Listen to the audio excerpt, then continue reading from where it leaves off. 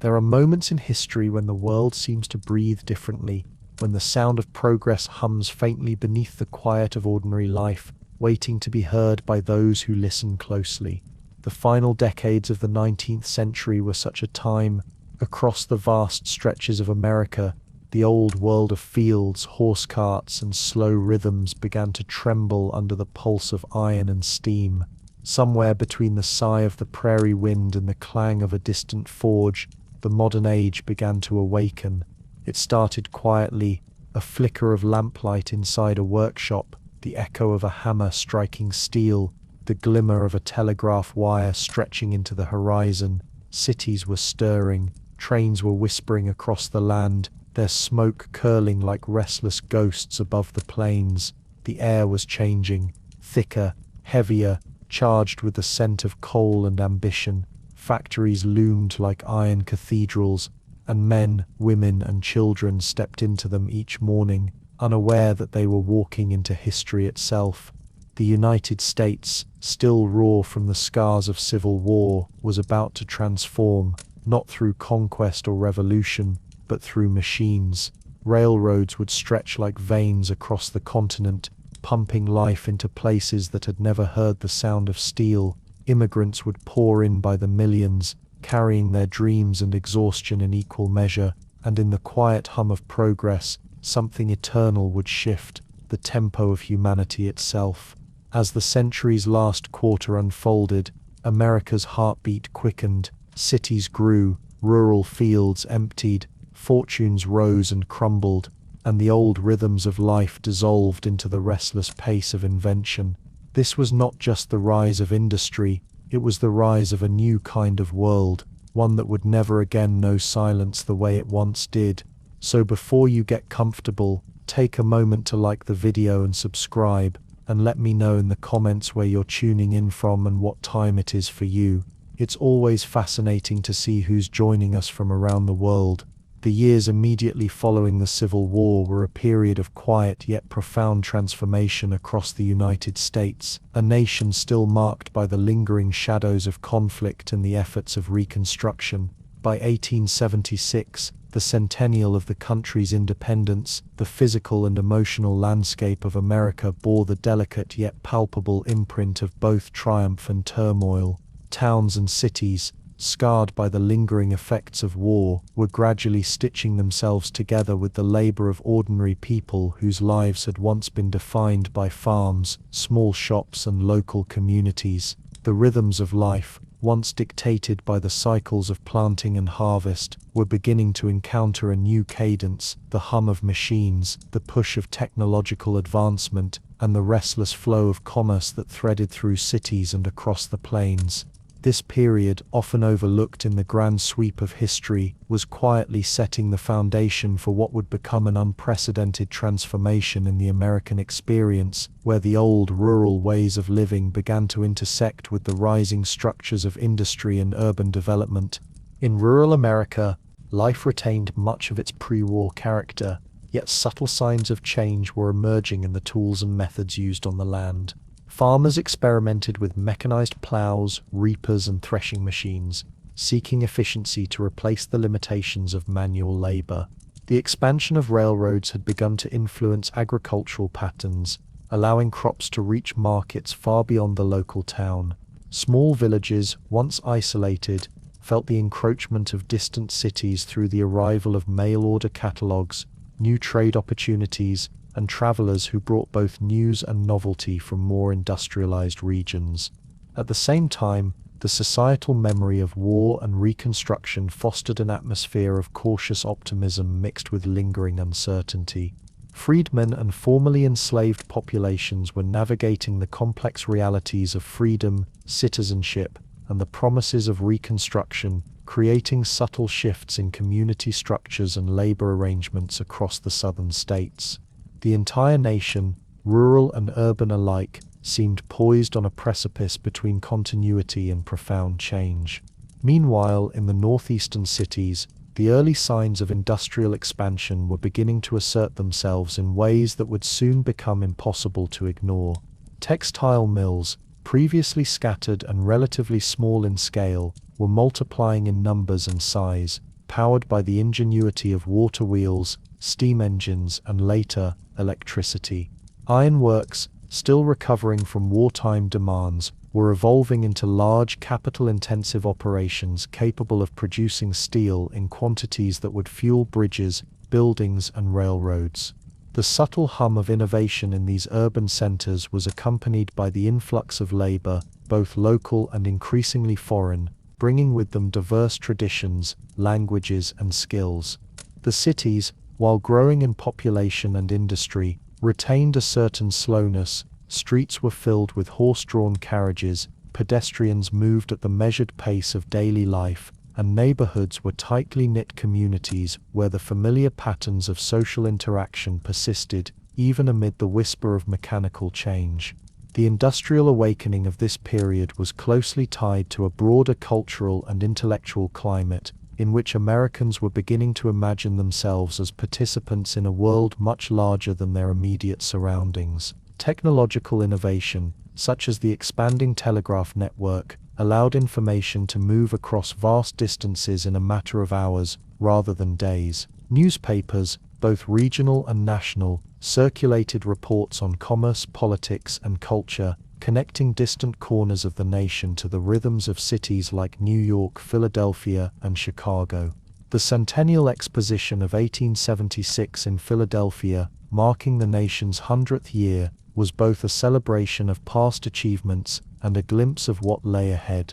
It displayed the technological ingenuity and industrial capacity of the United States to both domestic and international audiences, highlighting machinery, electrical experiments, and industrial products alongside works of art and cultural artifacts. For many Americans, the exposition served as a subtle signal that the country was entering a new phase of its historical journey, where industry and innovation would increasingly define the material and social landscapes. Yet the transformation was not immediate, nor uniformly welcomed.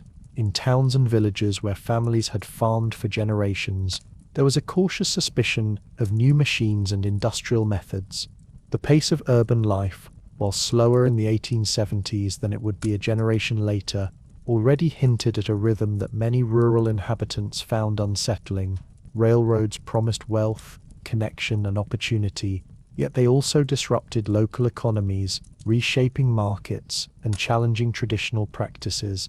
Similarly, technological innovation in factories demanded labor patterns that were unfamiliar to those accustomed to seasonal and flexible work. The tension between the old and the new, between agrarian rhythms and industrial momentum, set a quiet stage for the social transformations that would intensify over the following decades. Families weighed the familiar certainties of home and land against the allure of wages in factories or opportunities in burgeoning western towns. Communities were negotiating the balance between stability and change, crafting their own responses to the shifting currents of the nation. Amid these larger societal movements, the lives of individual Americans were simultaneously intimate and illustrative of broader trends. In small towns across the Midwest and South, children might still rise with the sun to help with chores on farms, yet they were increasingly likely to encounter mechanized equipment, printed books, and newspapers that carried the weight of distant events. In cities along the eastern seaboard, immigrants arrived from ports in Europe, bringing with them languages, customs, and aspirations that enriched the social fabric, even as they contributed to overcrowded housing and burgeoning urban labor forces. Entrepreneurs, inventors, and industrialists quietly experimented with new production methods, laying the groundwork for enterprises that would define the coming decades. Even the natural landscape seemed to participate in this transformation. Forests were felled to supply timber and fuel, rivers harnessed for energy, and plains tilled to feed a growing, increasingly urbanized population. The subtle rhythms of human life were becoming entwined with industrial forces that were often invisible yet unmistakably present. The political and economic climate of 1876-1878 further reflected the complexity of this transitional period. The contested presidential election of 1876, resolved by the Compromise of 1877, marked the formal end of Reconstruction, withdrawing federal troops from the South and leaving the task of social and economic rebuilding to local governments and communities. At the same time, the economy, still recovering from the panic of 1873, was fragile but poised for recovery, with growth in railroads, manufacturing, and urban infrastructure signaling the first hints of a long industrial ascent. Across the nation, the interplay between politics, economy, and social structure created an environment in which Americans were learning, often through trial and error, to navigate a world that was simultaneously familiar and startlingly new. In this delicate balance of continuity and innovation, the seeds of industrial transformation were quietly taking root, promising a future in which the nation's identity would be reshaped in profound and lasting ways. As the years 1876 to 1878 unfolded, America existed in a space between worlds, neither fully agrarian nor entirely industrial. The cadence of everyday life was changing imperceptibly at first, then with increasing force, as machinery, railroads, and communication networks began to shape experience. People moved through streets and fields that were at once timeless and rapidly transforming, their daily choices guided by both old habits and new possibilities. It was a time of latent potential, of quiet preparation for the industrial awakening that would come to dominate the closing decades of the century. The country, still catching its breath from past upheaval, stood on the threshold of a new era, sensing that the familiar contours of life were shifting beneath the weight of ambition, invention, and inexorable change. In this space of anticipation and subtle transformation, the stage was set for the next chapter, the expansion of industries, the rise of railroads, and the human migrations that would knit the nation together in ways never before imagined. The awakening of industrial America did not occur in isolation. It built upon foundations that had existed for decades, quietly evolving, expanding, and gathering strength, even as the country recovered from the shadow of civil conflict. By the late 1870s, older sectors such as textiles and iron were no longer mere remnants of colonial and early industrial efforts. They had become vibrant centers of production, their machinery humming with newfound purpose and efficiency. Textile mills, long concentrated in the northeastern states, were beginning to incorporate mechanized looms, powered initially by water and later by steam, which allowed them to produce cloth at volumes unimaginable just a generation prior. The sound of these machines, relentless and precise, filled factory halls day after day, shaping both the labor patterns of workers and the rhythms of the towns surrounding them. Families who had once spun thread at home or in small workshops now sent their members into centralized mills, contributing to a system that was larger, more interconnected, and increasingly dependent upon both human diligence and mechanical precision. Iron, too, had begun a transformation that would set the stage for the later dominance of steel. Small forges and foundries, which had once supplied local communities and modest industrial needs, were expanding into larger facilities capable of producing massive quantities of wrought iron and pig iron. These facilities relied upon improved techniques for smelting and refining, taking advantage of more efficient furnaces and better metallurgical understanding.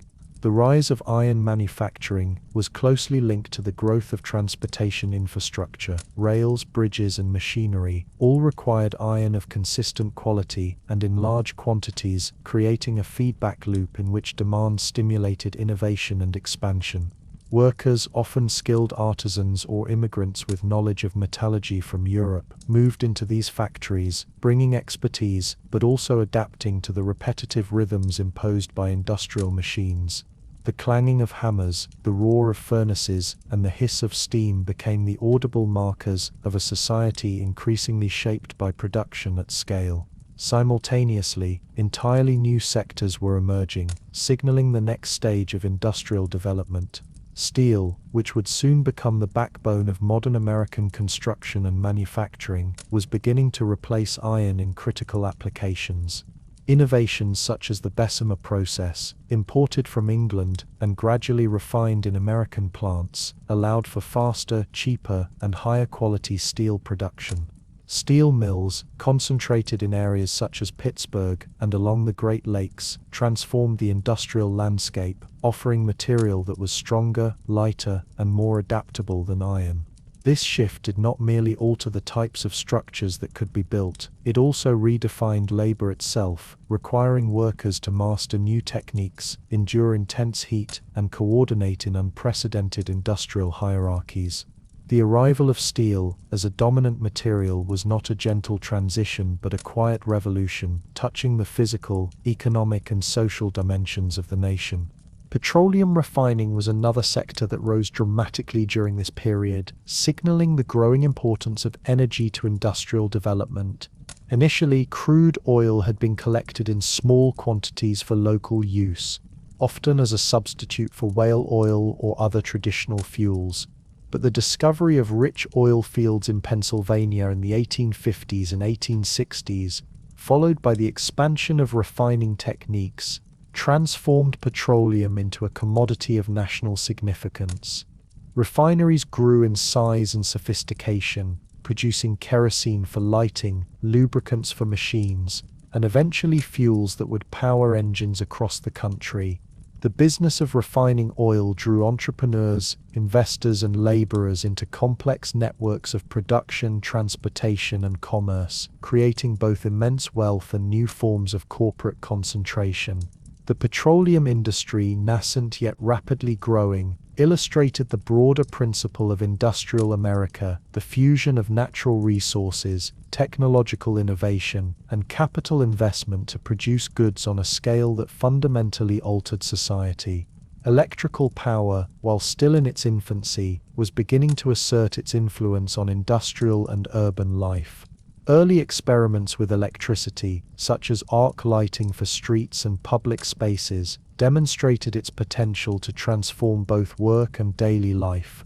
Inventors and engineers experimented with dynamos, generators, and wiring systems, often in competition or collaboration, as they sought practical ways to harness the force of electrons. In factories, electric power promised new efficiency and precision, while in cities it hinted at streets and homes illuminated not by gas or candlelight, but by a steady, controllable, and increasingly safe source of light.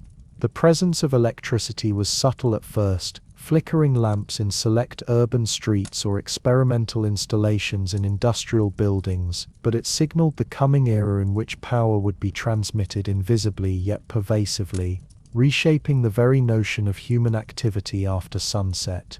In this period, electricity was both a symbol of modernity and a practical tool, slowly infiltrating the industrial landscape. The expansion of these sectors was deeply intertwined with one another. Iron and steel facilitated the construction of railroads and bridges that transported petroleum and other raw materials. Textile mills required energy in the form of steam or water power, while electricity began to replace older forms of mechanical energy. Entrepreneurs increasingly saw the benefits of integration, controlling multiple stages of production, from raw material extraction to final manufacturing, offered efficiency and profit. The growth of these industries encouraged the formation of corporations, partnerships, and trusts, establishing patterns of capital organization that would dominate the Gilded Age economy. In each case, the combination of technology, labor, and capital created an industrial ecosystem, in which progress in one sector reinforced developments in others, producing a rhythm of expansion that would accelerate over the following decades. Yet these developments were not merely technical or economic, they shaped daily life, culture, and community. Towns near mills or refineries grew to accommodate workers, creating neighborhoods defined by occupation and class. Schedules and routines adjusted to the mechanical tempo of factories, rather than the slower cycles of the seasons. Children and young adults increasingly entered workshops, apprenticeship programs, or industrial schools to learn skills relevant to the new economy. The physical landscape itself bore witness to industrial change. Smokestacks punctuated skylines, rail yards cut through farmland, and canals or pipelines directed the flow of materials. The sensory world of Americans, the sounds, smells, and sights of industry, became a continuous presence, blending with the older pastoral environment of fields, forests, and rivers. Even in moments of leisure, the quiet knowledge of machines in motion elsewhere reminded people that the world was changing inexorably around them. The transformation of these industries also had wider social implications. Labor became more organized, not only through family and community networks, but increasingly through unions, associations, and informal gatherings of workers seeking to protect wages, hours, and working conditions. Competition among industrialists created periods of boom and occasional collapse, reminding communities that prosperity carried risk. Innovations required knowledge, skill, and adaptation, and those who could master these demands found opportunities to rise, while others faced displacement or hardship. Across the country, Americans were learning to navigate a society in which success depended as much on responsiveness to technological and organizational change as on traditional hard work or agricultural skill. By the end of the 1870s, the United States was emerging as a nation in which industry no longer remained peripheral but began to dominate both the physical and economic landscape. Older sectors like textiles and iron had matured and expanded, while steel, petroleum refining, and electrical power heralded entirely new ways of shaping life and labor. Factories, mills, and refineries became centers of human activity, attracting labor, capital, and innovation in patterns that would define the next decades. These developments were subtle in their earliest stages, experienced as incremental changes in towns, fields, and neighborhoods, yet together they signaled a transformation of profound magnitude. The stage was being set for the United States to move from a nation still rooted in agrarian traditions to an industrial powerhouse, where machines, energy, and organized labor would converge to create the modern landscape. The hum of textile looms, the roar of furnaces, and the faint flicker of experimental electric lights hinted at a future yet to be fully realized.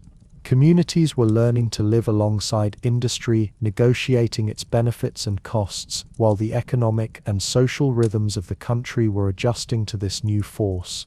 The seeds sown in these years, in factories, workshops, refineries, and early electrical plants, would grow into the vast industrial apparatus that defined America at the turn of the century.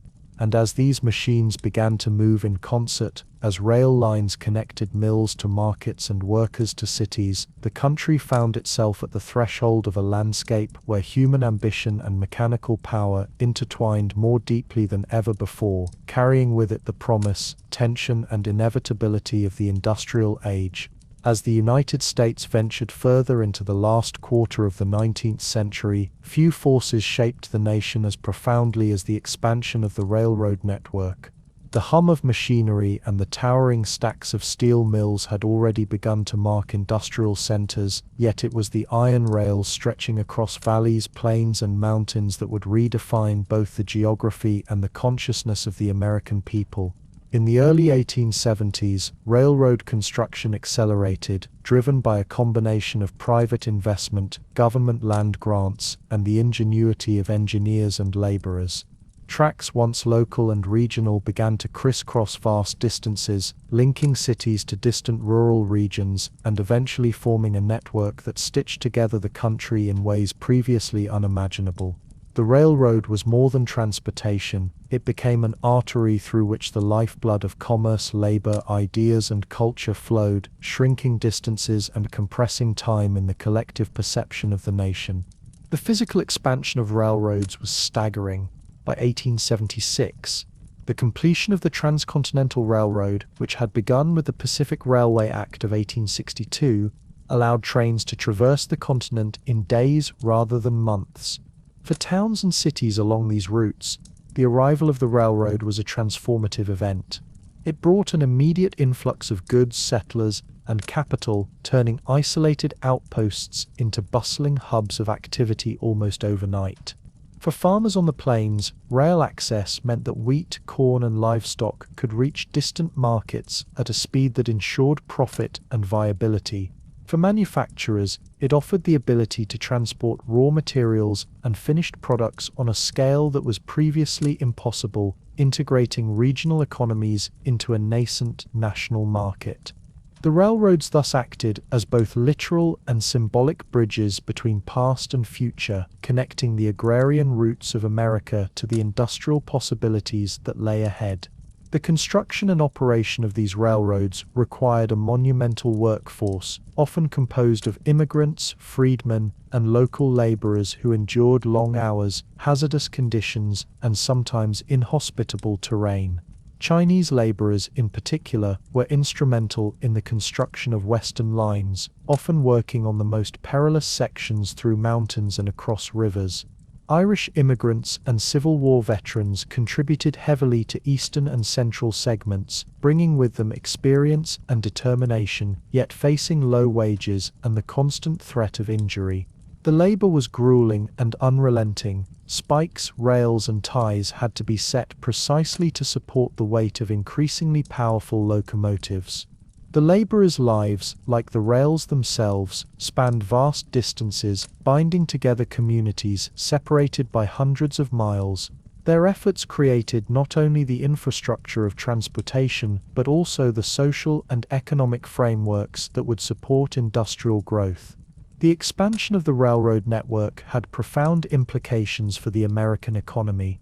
Industries previously confined to local or regional markets could now compete and collaborate on a national scale. Steel plants, ironworks, and coal mines all experienced increased demand as rails themselves required constant maintenance and expansion, while providing the raw materials for cities and factories. Railroads facilitated the development of new towns, the opening of previously inaccessible agricultural lands, and the establishment of trade corridors that allowed goods to flow freely between distant regions.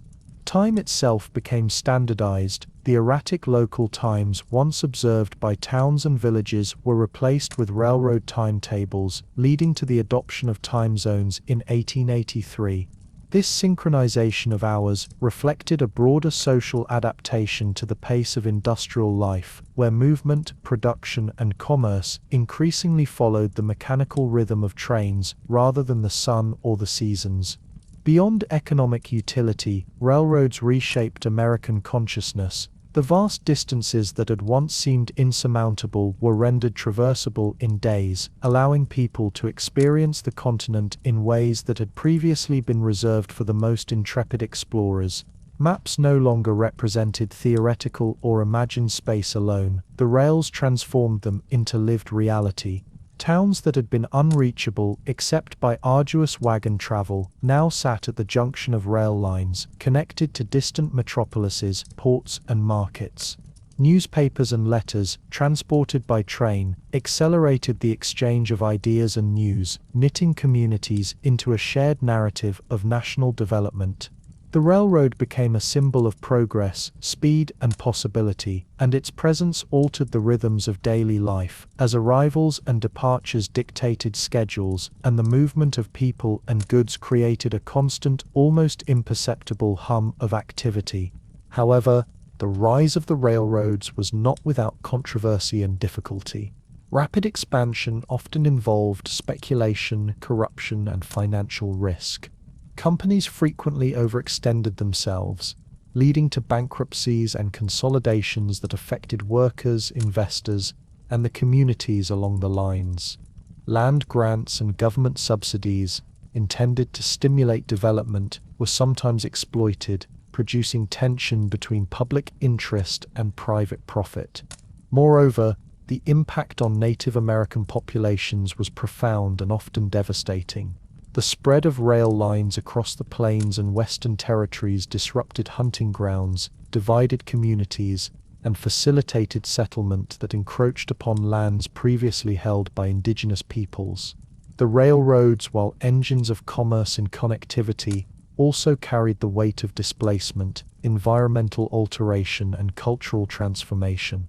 Despite these challenges, The railroads continued to expand with a momentum that seemed unstoppable. By connecting cities such as Chicago, St. Louis, and New York to the emerging industrial centers of the West and Midwest, railroads enabled an unprecedented integration of regional economies. Agricultural produce from the plains could feed urban populations, manufactured goods could reach rural consumers, raw materials could flow efficiently from mines to mills to factories. Towns developed along tracks, often emerging initially as mere sidings or stations before growing into thriving communities. Hotels, warehouses, shops, and factories sprang up around these nodes, creating economic ecosystems directly dependent on the presence of the railroad. The landscape itself was reshaped as tracks cut through forests, plains, and mountains, imposing a linear order upon natural geography while opening it to the commerce and settlement that would define the industrial era. The technological evolution of the railroad was equally significant. Locomotives became more powerful and efficient, enabling heavier loads and longer journeys. The introduction of standard gauge tracks, improved signaling systems, and the gradual electrification of urban lines in the 1880s and 1890s increased both the safety and the reliability of rail travel. Communication innovations such as the telegraph were often integrated into railroad operations, allowing for coordination across vast distances. These developments exemplified a broader pattern of industrial America, the combination of technology, labor, and capital in a mutually reinforcing cycle that accelerated growth and reshaped both society and the natural environment.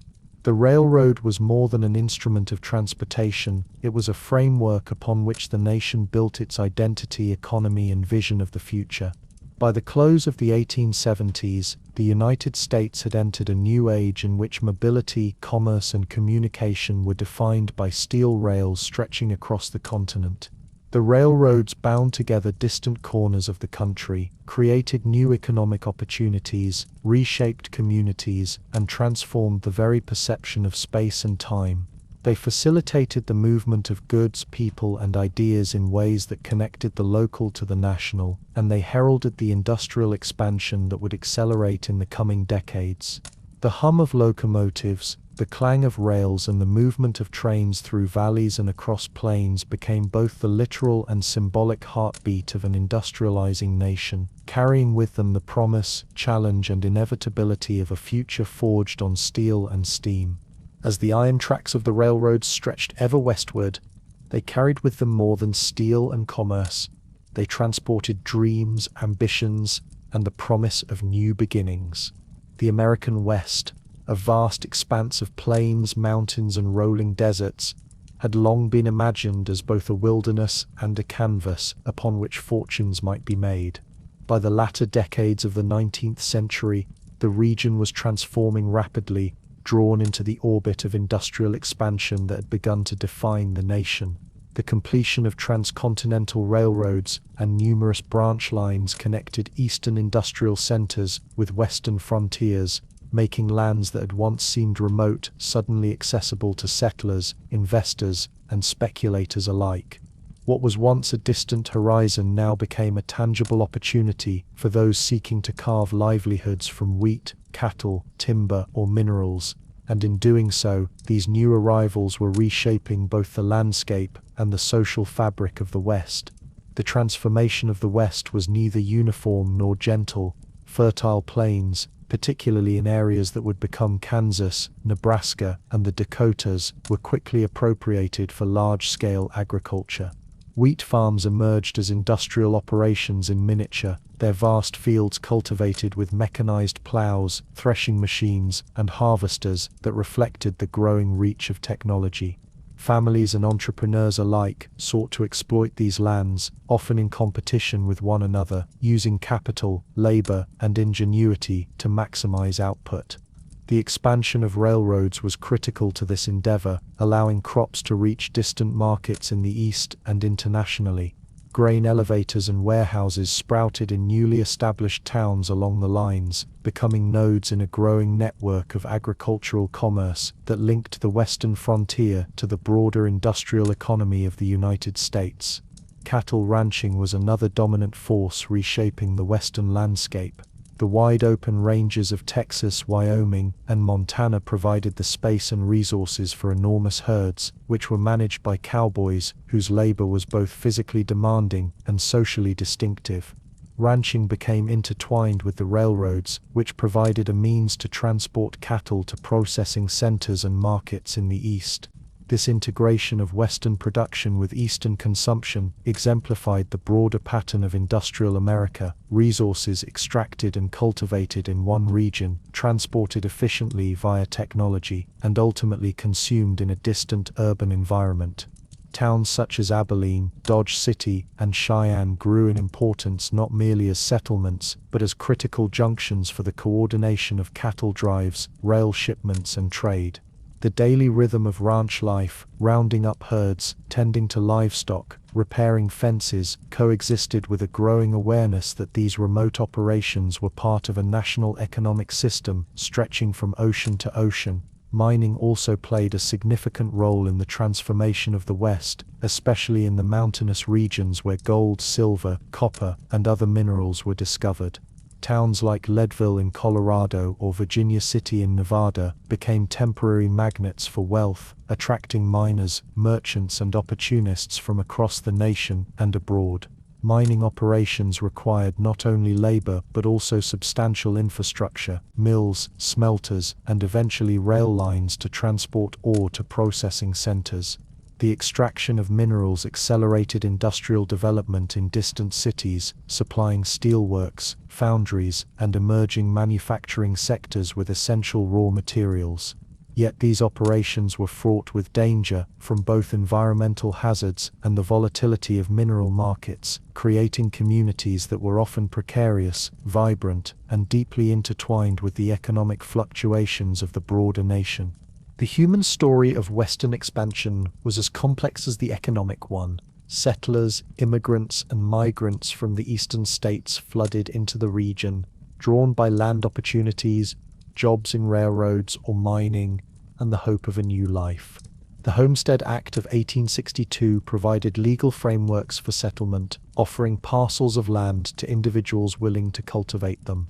This encouraged a wave of small-scale farmers to move westward, often facing formidable challenges: harsh winters, dry summers, isolation, and conflict with neighboring settlers or Native American populations.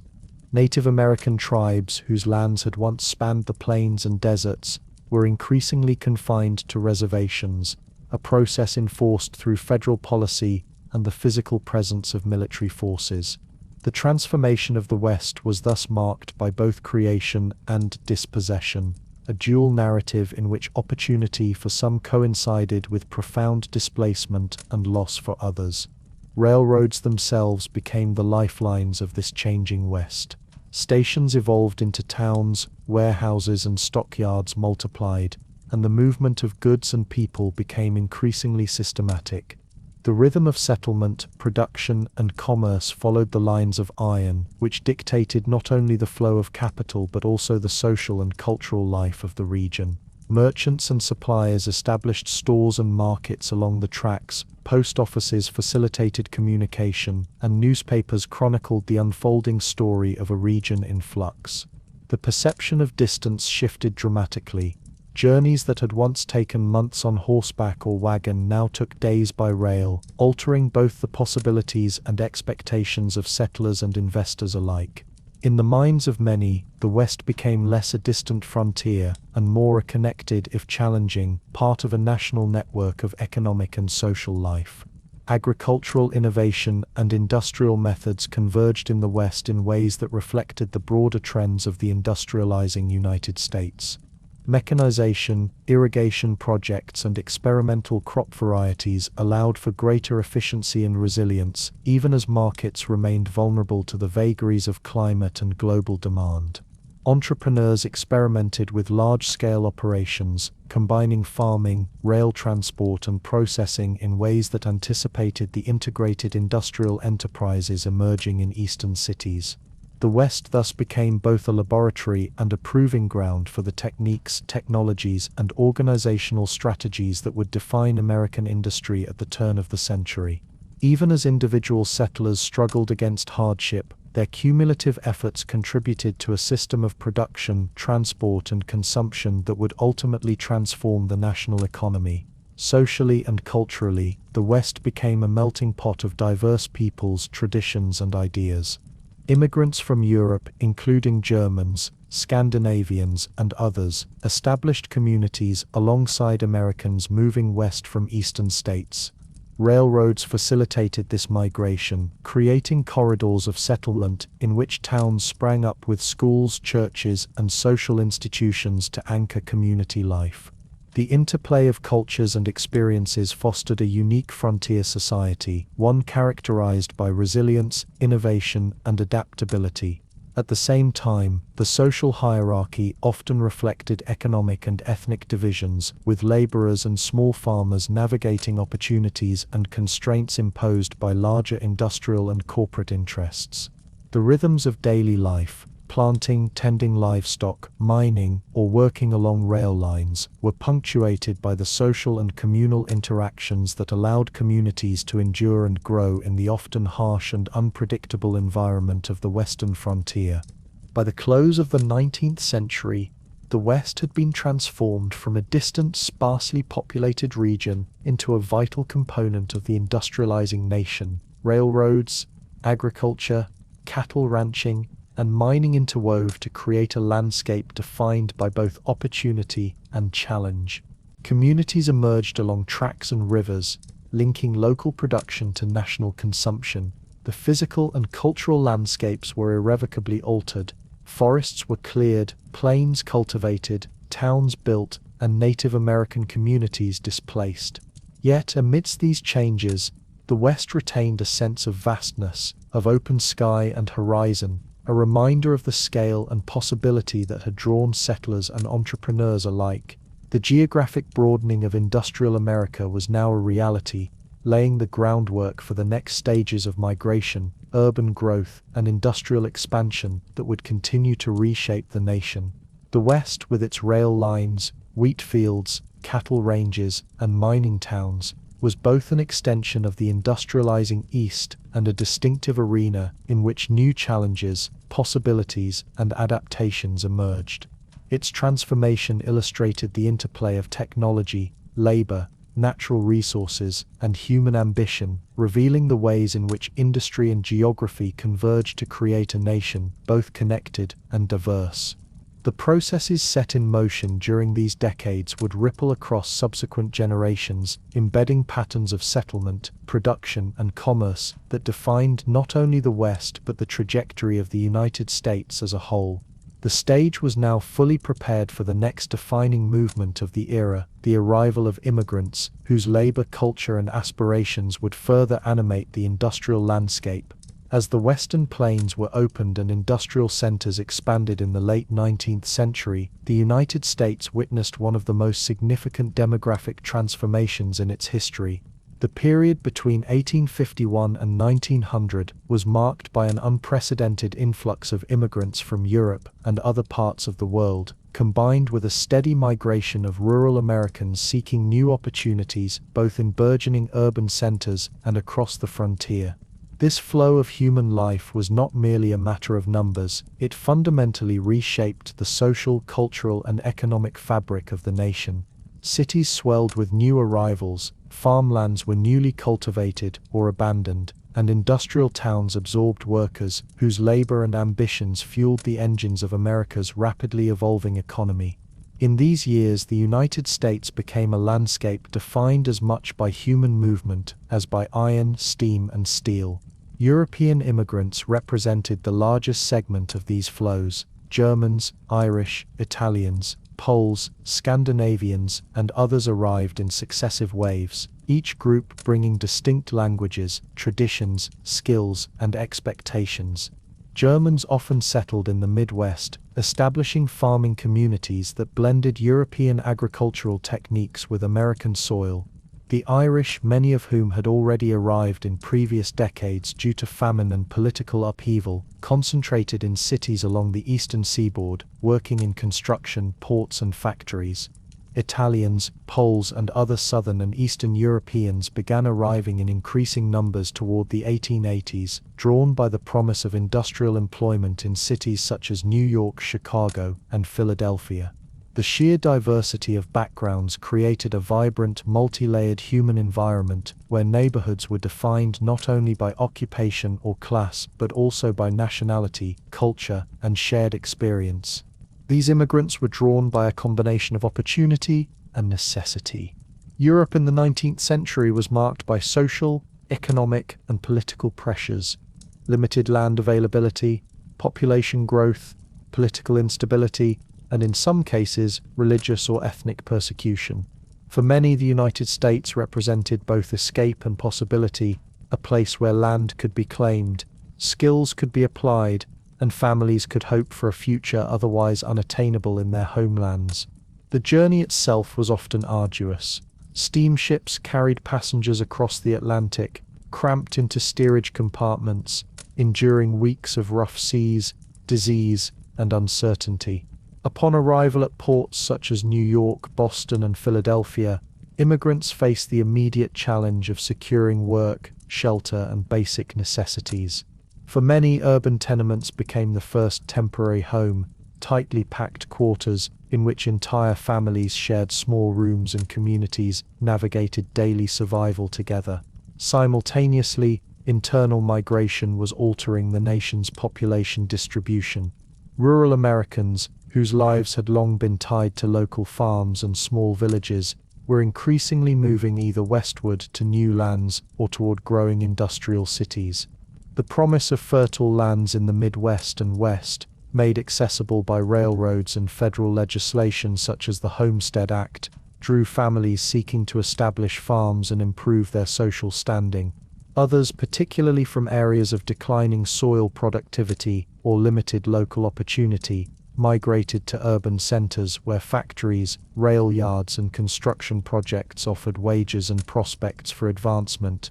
This internal migration was both voluntary and responsive to necessity. Droughts, economic depressions, or limited inheritance opportunities in rural communities prompted families and individuals to seek livelihoods elsewhere. The movement of people, whether across oceans or within the nation, became a vital component of industrial expansion, supplying labor to meet the demands of new factories, mines, and railroads. Cities were transformed by these human flows. Between 1880 and 1900, urban populations grew dramatically, often doubling or tripling in 2 decades. Streets that had once been lined with modest shops and row houses were now crowded with tenements, factories, and markets catering to a rapidly diversifying population. Immigrant neighborhoods developed distinct identities. Language, religion, and cultural practice shaped communal life, from church services and social clubs to festivals and educational institutions. Work opportunities were both abundant and exploitative. Factories, mills, and construction sites required laborers for long hours, often under hazardous conditions. Children too entered the workforce, apprenticed or employed in textile mills, mines, and workshops. The integration of these populations into urban life created both challenges and innovations, as cities adapted infrastructure, transportation, sanitation, and services to accommodate rapid population growth. At the same time, tensions occasionally emerged between new arrivals and established residents, giving rise to social frictions that reflected competition for employment, housing, and cultural influence. In addition to urban settlement, immigrants and internal migrants participated directly in the expansion of industry and transportation. Laborers worked in factories producing textiles, steel, machinery, and refined petroleum, in mines extracting coal, copper, and other minerals, and in railroads laying tracks and operating locomotives. Their work was physically demanding and often dangerous, yet essential to the national economy. Industrialists relied on these populations not merely as hands for labor, but as contributors to production systems that demanded coordination, skill, and endurance. Over time, this workforce developed forms of social organization, mutual aid, and eventually, labor movements aimed at securing fair wages, safer working conditions, and reasonable hours. In this sense, the movement of human populations across space was inseparable from the broader story of industrialization. People were both the agents and the objects of economic transformation. Rural Americans who migrated west or to urban centers carried their own cultural patterns with them. Farm families brought agricultural knowledge, community traditions, and social norms that often blended with those of immigrant populations, creating hybrid communities that balanced continuity with adaptation. In towns along railroads, former farmers might work in mills, warehouses, or construction while retaining connections to agricultural life through weekend or seasonal work. These populations contributed to a sense of national cohesion, linking diverse regions through shared labor, commerce, and social networks. At the same time, the scale of movement challenged traditional notions of home, identity, and community. People were now citizens of both local neighborhoods and national economic systems, connected by rail, telegraph, and shared participation in industrial labor markets. The influx of people and the redistribution of populations had long-term consequences for American society. Demographic change influenced politics, urban planning, labor organization, and cultural life. Schools, religious institutions, and civic organizations adapted to serve a linguistically and ethnically diverse populace. Neighborhoods reflected cultural identity, yet were also sites of negotiation, adaptation, and integration into broader society. Industrial America relied upon this continuous supply of human energy. Immigrants and rural migrants provided both the labor and the vitality that sustained factories, railroads, farms, and mines. Their presence enabled economic growth on a scale previously unimaginable, and it simultaneously shaped the cultural texture of cities and communities across the nation. By the close of the 19th century, the United States had become a nation defined by its movement of people. Immigrants arriving from distant lands brought skills, traditions, and ambitions that merged with the experiences of internal migrants, reshaping the rural and urban landscape. Together, these populations supplied labor, creativity, and energy to industrial and agricultural enterprises, knitting a complex web of economic, social, and cultural connections. The story of human migration during this period was inseparable from the story of industrialization. Machines, rails, and factories required the constant movement of labor, and in turn labor reshaped the country. These dynamic flows of people laid the foundation for the vibrant, bustling, and increasingly interconnected nation that would emerge as the 20th century approached, setting the stage for the next chapter in the industrial saga, the dramatic growth and transformation of urban life. As immigrants arrived in unprecedented numbers and rural Americans migrated toward industrial hubs, the cities of the United States transformed with a pace and magnitude that reshaped the very fabric of daily life. Between 1880 and 1900, urban populations grew at extraordinary rates, with some cities doubling or even tripling in size within 2 decades. New York, Chicago, Philadelphia, and Boston became centers not only of commerce and industry but also of human density, a convergence of labor, culture, and ambition that created the dynamic and often overwhelming experience of urban modernity. The air was thick with the hum of machinery, the clatter of streetcars, the scent of coal smoke, and the aroma of diverse foods brought from distant homelands. Life in these cities was a sensory immersion, an environment simultaneously exhilarating, disorienting, and revealing of the rapid transformation of industrial America. The physical growth of cities was driven in large part by the influx of immigrant and domestic laborers who required housing, services, and community structures. Tenements emerged as a dominant residential form, often tightly packed structures rising several stories high, with multiple families sharing small rooms and common facilities. Conditions in these buildings were frequently overcrowded and unsanitary, reflecting the immense pressures of population growth and the scarcity of affordable urban housing. Despite the challenges, these tenements became sites of resilience and community. Families adapted, neighbors shared responsibilities, and informal networks of support developed to navigate the hardships of urban life.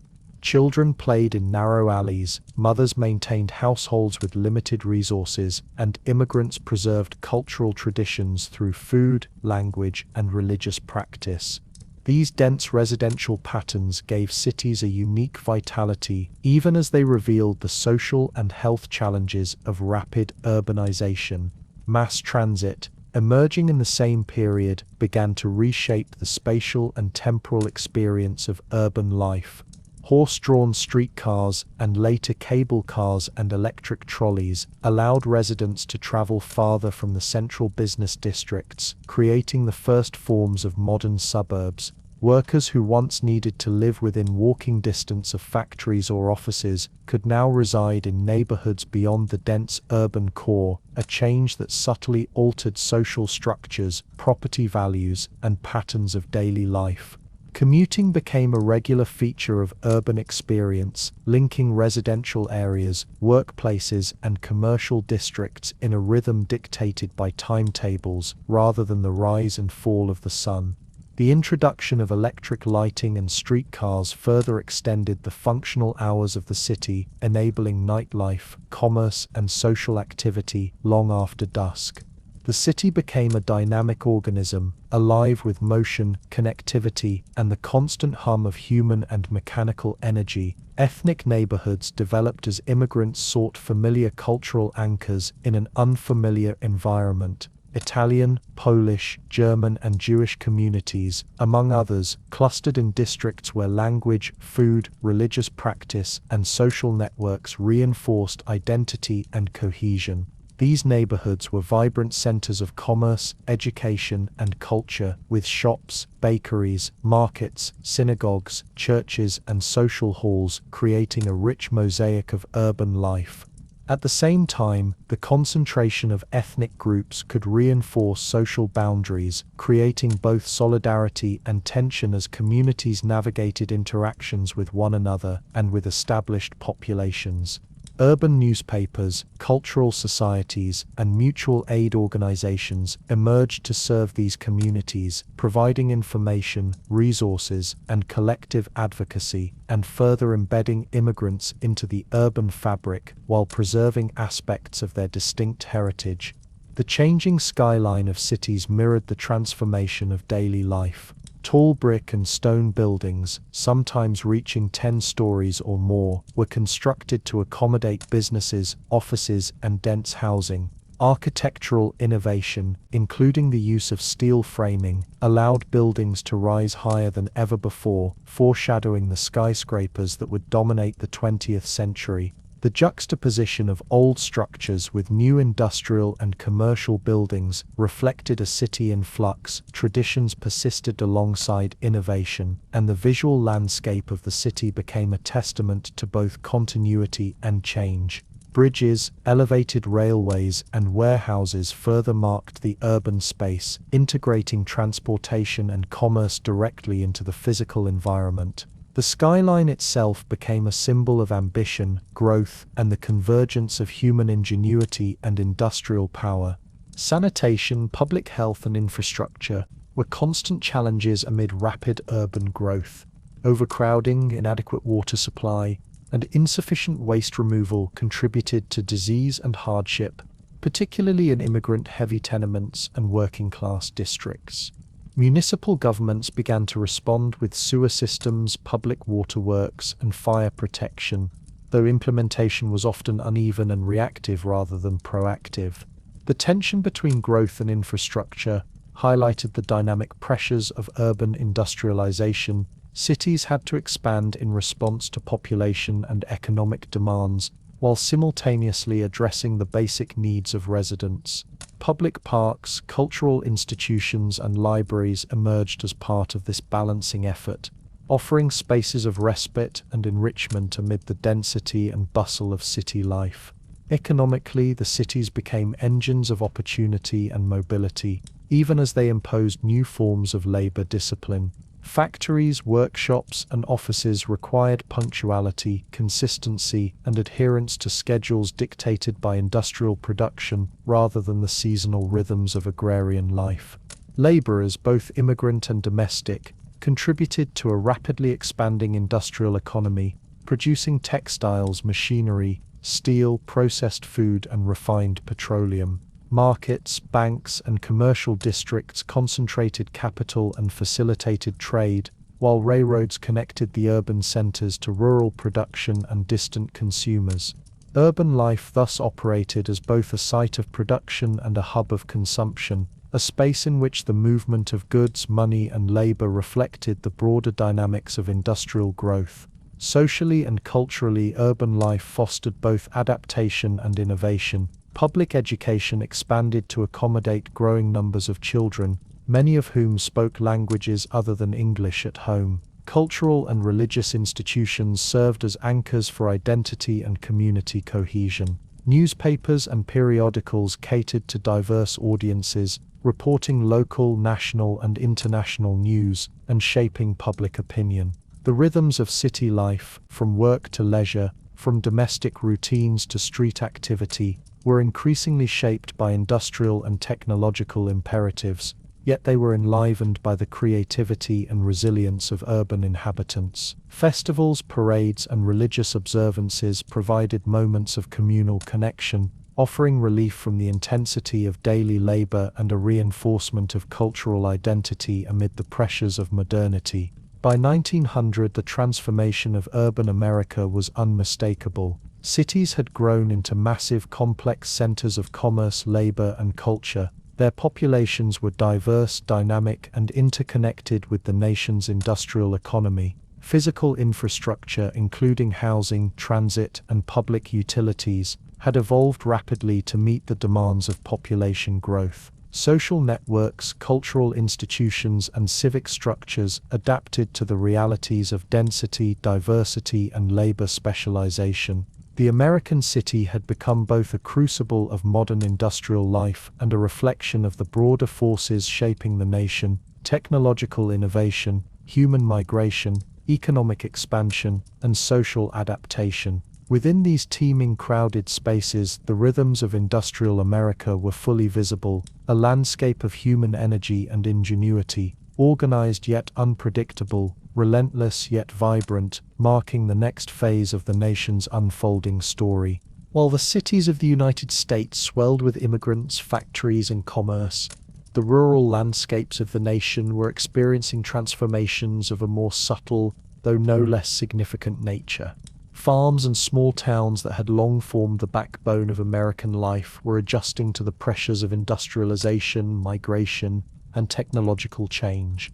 Between 1876 and 1900, mechanization, market forces, and demographic shifts began to alter the rhythms of rural life, redefining what it meant to live, work, and thrive in the countryside. Although these changes were less dramatic or immediately visible than the rise of skyscrapers, streetcars, and steel mills, they carried profound implications for the agricultural economy, social structures, and cultural identity of rural America. The countryside, once a domain of relative stability and continuity, was now becoming a stage for adaptation, innovation, and mobility in response to the broader forces of industrial growth. One of the most apparent transformations in rural life was the gradual introduction of mechanized farming equipment. Plows, seed drills, threshers, and harvesters began to appear on farms of all sizes, gradually replacing the labor-intensive methods that had dominated for generations. Steam-powered engines and later gas-powered machinery allowed for the cultivation of larger tracts of land and increased yields of grain, cotton, and other crops.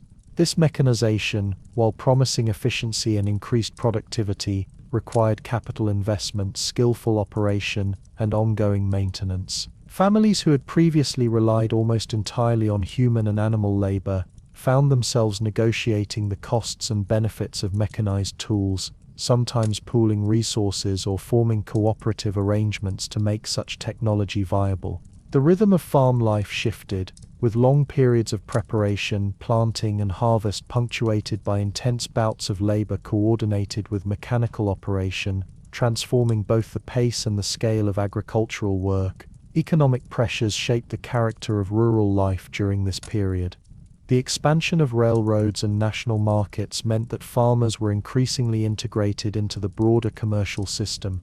Grain, cotton, and livestock could now be sold in distant cities or exported to international markets, creating opportunities for profit but also exposing rural households to the volatility of commodity prices. Fluctuations in market demand, crop failures, and competition from other producers could dramatically affect a family's livelihood, prompting some to diversify crops, experiment with new techniques, or even relocate entirely in search of more favorable conditions. The rise of commercial agriculture encouraged specialization, with some farms focusing on a single crop or type of livestock to maximize efficiency and marketability. These economic imperatives were transforming not only how rural Americans worked, but also how they related to the land and to one another. Population shifts further influenced rural life. Many young people, observing the opportunities offered by cities and industrial centers, chose to leave farms and small towns in search of wages, education, and urban experience. Immigrant labor sometimes filled the gaps left by departing rural residents, particularly in regions with fertile land or labor-intensive crops. Entire communities faced demographic pressures, with declining populations in some areas and relative concentration in others, leading to changes in social networks, schooling, and communal institutions. Those who remained on the land often faced the challenge of balancing traditional ways of life with emerging economic and technological realities. Rural life was no longer isolated or static. It was part of a broader national system, connected to distant markets, cities, and industrial centers through railroads, trade, and the movement of labor. Despite these pressures, rural communities retained distinctive social and cultural characteristics. Churches, schools, and local institutions continued to anchor community life, providing education, moral guidance, and social cohesion. County fairs, harvest festivals, and other seasonal events maintained traditions and created opportunities for social interaction across dispersed populations.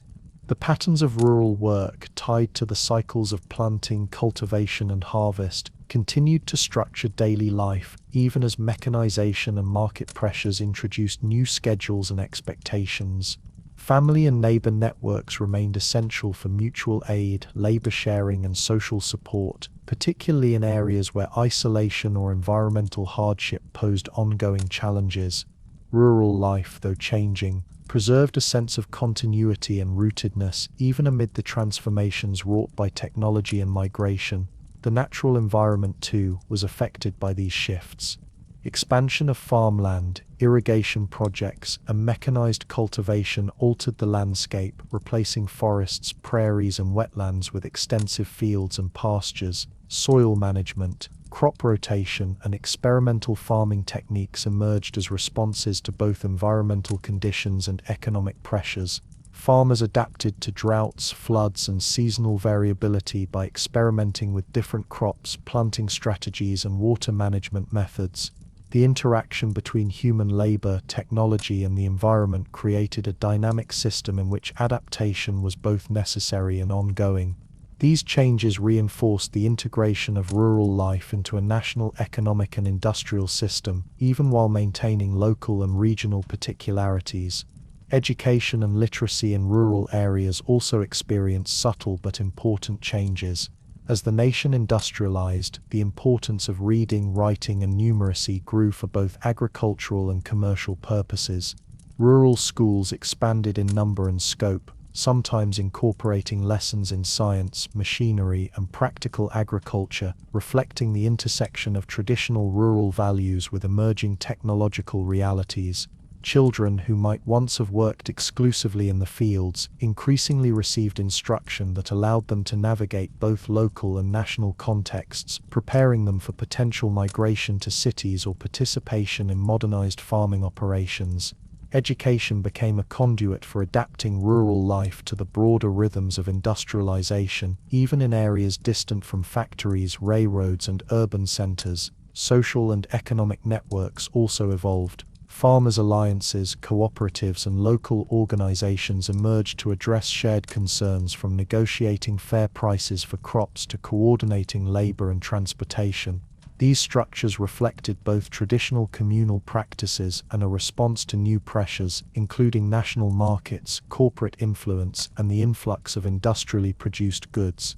Rural communities were no longer isolated, they were participants in a connected system of production, trade, and social exchange. Information, whether about crop prices, market trends, or technological innovations, circulated more widely and rapidly, facilitated by newspapers, rail connections, and visiting merchants. Rural residents became aware of trends and developments beyond their immediate surroundings, allowing them to adapt strategically to changing conditions. By the end of the 19th century, rural America was neither static nor peripheral to the story of industrialization. Farms had been mechanized, markets had expanded, populations had shifted, and communities had adapted to new social and economic realities. The countryside continued to provide essential resources, food, raw materials, and labor for the growing industrial centers, linking urban and rural life in a complex and dynamic relationship. Rural Americans, whether staying on the land, migrating westward, or moving to cities, were active participants in a transforming nation, negotiating the pressures and possibilities of industrial America. The pastoral landscapes of earlier decades had been reshaped not only by plows and harvesters, but also by the movement of people, capital, and knowledge, marking the countryside as both resilient and responsive to the forces reshaping the United States. In this era, the countryside embodied the interplay of continuity and change. Traditional rhythms persisted in planting, harvesting, and seasonal labor, yet these rhythms now intersected with national and industrial schedules, market demands, and technological systems. Families and communities balanced adaptation with preservation, maintaining cultural, social, and practical traditions, even as the environment and economy evolved around them. Rural life, in its transformation, reflected the broader trajectory of the nation, a society negotiating the tensions between old and new, local and national tradition and innovation. The stage was now set for another critical dimension of industrial growth, in which transportation networks, labor dynamics, and commercial enterprises would further integrate the rural and urban, linking the countryside more closely than ever to the industrial heartbeat of America.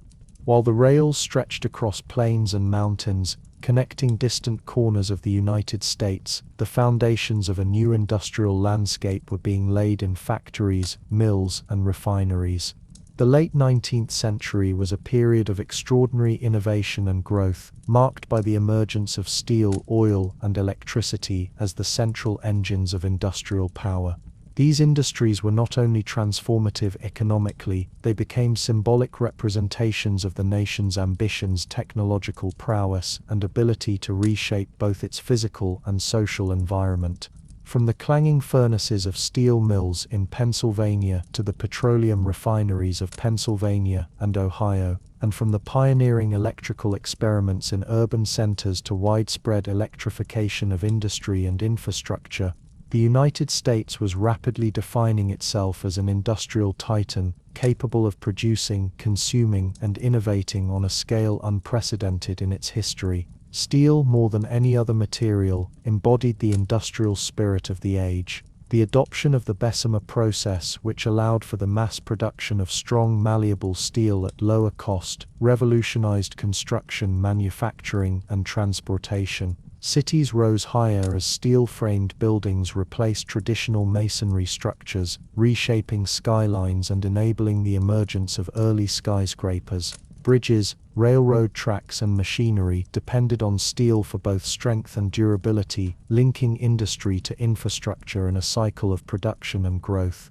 The steel industry's epicenters, particularly Pittsburgh and other parts of Pennsylvania, became hubs of innovation, labor, and capital, attracting thousands of workers, many of whom were immigrants or internal migrants seeking opportunity.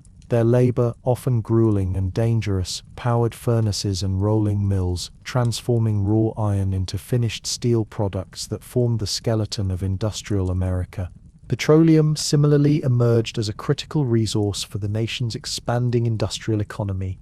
The refining of crude oil into kerosene and other products provided energy for lighting, heating, and lubrication, while discoveries of oil in Pennsylvania and later in other regions positioned the United States as a significant player in global energy production. oil refineries, complex and often hazardous operations required skilled labor and technological expertise. Entrepreneurs and industrialists recognized both the commercial potential and the strategic importance of petroleum, investing in exploration, refining, and distribution networks that reached both urban and rural markets. The development of oil infrastructure, from wells to pipelines and storage facilities, mirrored the broader industrial emphasis on efficiency, scale, and integration. In this way, petroleum became both a material necessity and a symbol of the transformative capacity of American industry. Electricity, a relatively new and rapidly expanding force, represented perhaps the most striking technological shift of the era. Pioneering experiments by inventors such as Thomas Edison and Nikola Tesla demonstrated the potential of electrical power to revolutionize urban life, industrial production, and domestic experience. Electric lighting replaced gas lamps in factories, streets, and homes, extending working hours and transforming the visual and functional character of cities. Electric streetcars enabled more efficient public transportation, connecting residential neighborhoods with business districts, factories, and markets. Factories increasingly adopted electric machinery, reducing reliance on steam power and enabling more precise, efficient, and flexible production processes. Electricity's influence spread beyond the factory floor, reshaping urban infrastructure, domestic life, and communication systems, symbolizing the nation's entry into a new technological era. The growth of these industries was intertwined with the nation's transportation network. Railroads depended on steel rails and locomotives, which in turn relied on coal, iron, and machinery produced by heavy industry. Factories and refineries distributed products to urban and rural markets via the rail system, linking production to consumption in a seamless and increasingly national network. Industrial cities emerged along rivers and rail lines, optimizing access to raw materials, energy, and transportation. The spatial and economic integration of steel, oil, and electricity industries with railroads and urban centers created a self-reinforcing system of growth, innovation, and labor demand, one that shaped both physical landscapes and human lives. Laborers moved to meet the demand, communities formed around industrial hubs, and wealth and opportunity concentrated in urban centers while stimulating wider economic activity. Labor, as in the railroads and cities, played a central role in these industrial titans' expansion. Steel mills operated under intense pressure with long shifts, high heat, and constant danger, often resulting in injuries or fatalities. Oil refineries were similarly hazardous, with fires, explosions, and chemical exposure presenting daily risks. Electrical systems, while transforming urban life, also required specialized technical skills, often developed through apprenticeship and rigorous training. Workers were central to the industrial process, and their efforts sustained the enormous production capacities that defined the era. The social organization of labor, from immigrant communities supporting mill towns to unionization efforts emerging in the 1890s, reflected the growing complexity and stakes of industrial life, balancing opportunity, exploitation, and the pursuit of stability in a rapidly evolving economy. Capital investment, entrepreneurship, and industrial organization were equally important. Magnates recognized the potential for scale and efficiency, consolidating operations, investing in new technologies, and integrating production from raw materials to finished goods. Corporations such as Carnegie Steel epitomized the capacity to organize labor, technology, and resources into highly productive, profit-driven enterprises. Oil barons and electrical innovators similarly pursued growth through both technical innovation and strategic business expansion, often creating monopolistic structures or complex networks of influence that reshaped markets and society. The combination of technical skill, organizational capacity, and financial resources allowed these industries to grow exponentially, driving both urban development and national economic transformation. The symbolic meaning of steel, oil, and electricity extended beyond material production. They represented mastery over natural resources, the capacity for technological innovation, and the vision of a modern industrial society. Cities rose on steel frames, streets, factories, and homes were illuminated by electric light. Transportation and machinery relied on oil-based fuel. Each innovation demonstrated the nation's ability to harness energy, labor, and ingenuity in a coordinated effort to reshape both landscape and society. In the collective imagination, these industrial titans signaled the United States' entry into a new era of productivity, power, and national ambition, where the scale of human endeavor was amplified by machines, infrastructure, and energy systems. By the close of the 1870s and into the 1880s and 1890s, the integration of steel, oil, and electricity had created a foundation for further industrial expansion. Urban centers grew taller, cities became better lit and more navigable, and industrial productivity increased at unprecedented rates. The convergence of these industries exemplified the broader trends of industrial America: technological innovation driving economic growth, labor supplying the energy and skill necessary to sustain production, and capital enabling the organization of resources at scales never before imagined. These industries not only transformed daily life, work, and the physical environment, but also reshaped the nation's aspirations, symbolizing the possibility of progress through ingenuity, coordination, and vision. Industrial America had entered its full modern phase, powered by steel, lubricated by oil, and illuminated by electricity, setting the stage for deeper economic, social, and cultural transformations in the decades to come. As steel, oil, and electricity transformed industry and urban life, the railroads themselves evolved from mere connectors of distant towns and regions into vast corporate empires that shaped the economy, politics, and social life of the United States. The tracks that once symbolized movement and opportunity became the foundation for corporate power and economic influence, with railroad companies controlling immense capital, thousands of workers, and strategic corridors of commerce. By the late 19th century, the railroads were not only instruments of transportation, but also engines of accumulation and organizational innovation, creating networks of investment, labor, and control that intertwined with nearly every aspect of American life. Their influence extended from rural fields to urban centers, from industrial mills to distant ports, shaping the flow of goods, people, and capital across the continent. The scale of railroad operations was staggering. Major companies such as the Pennsylvania Railroad, the New York Central, and the Union Pacific managed thousands of miles of track, hundreds of stations, and complex systems of freight and passenger transport.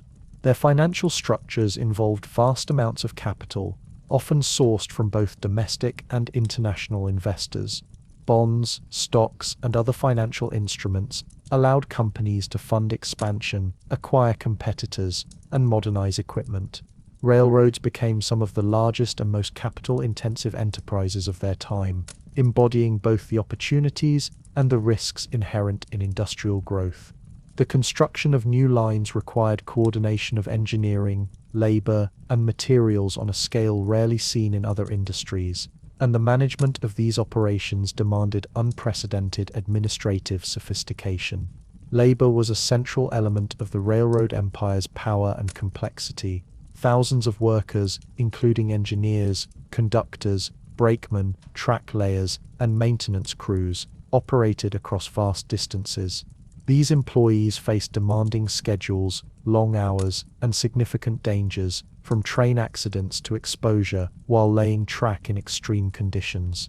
Immigrant laborers, including Irish and Chinese workers, were particularly essential in the construction and maintenance of major lines, enduring grueling physical labor and often precarious living conditions.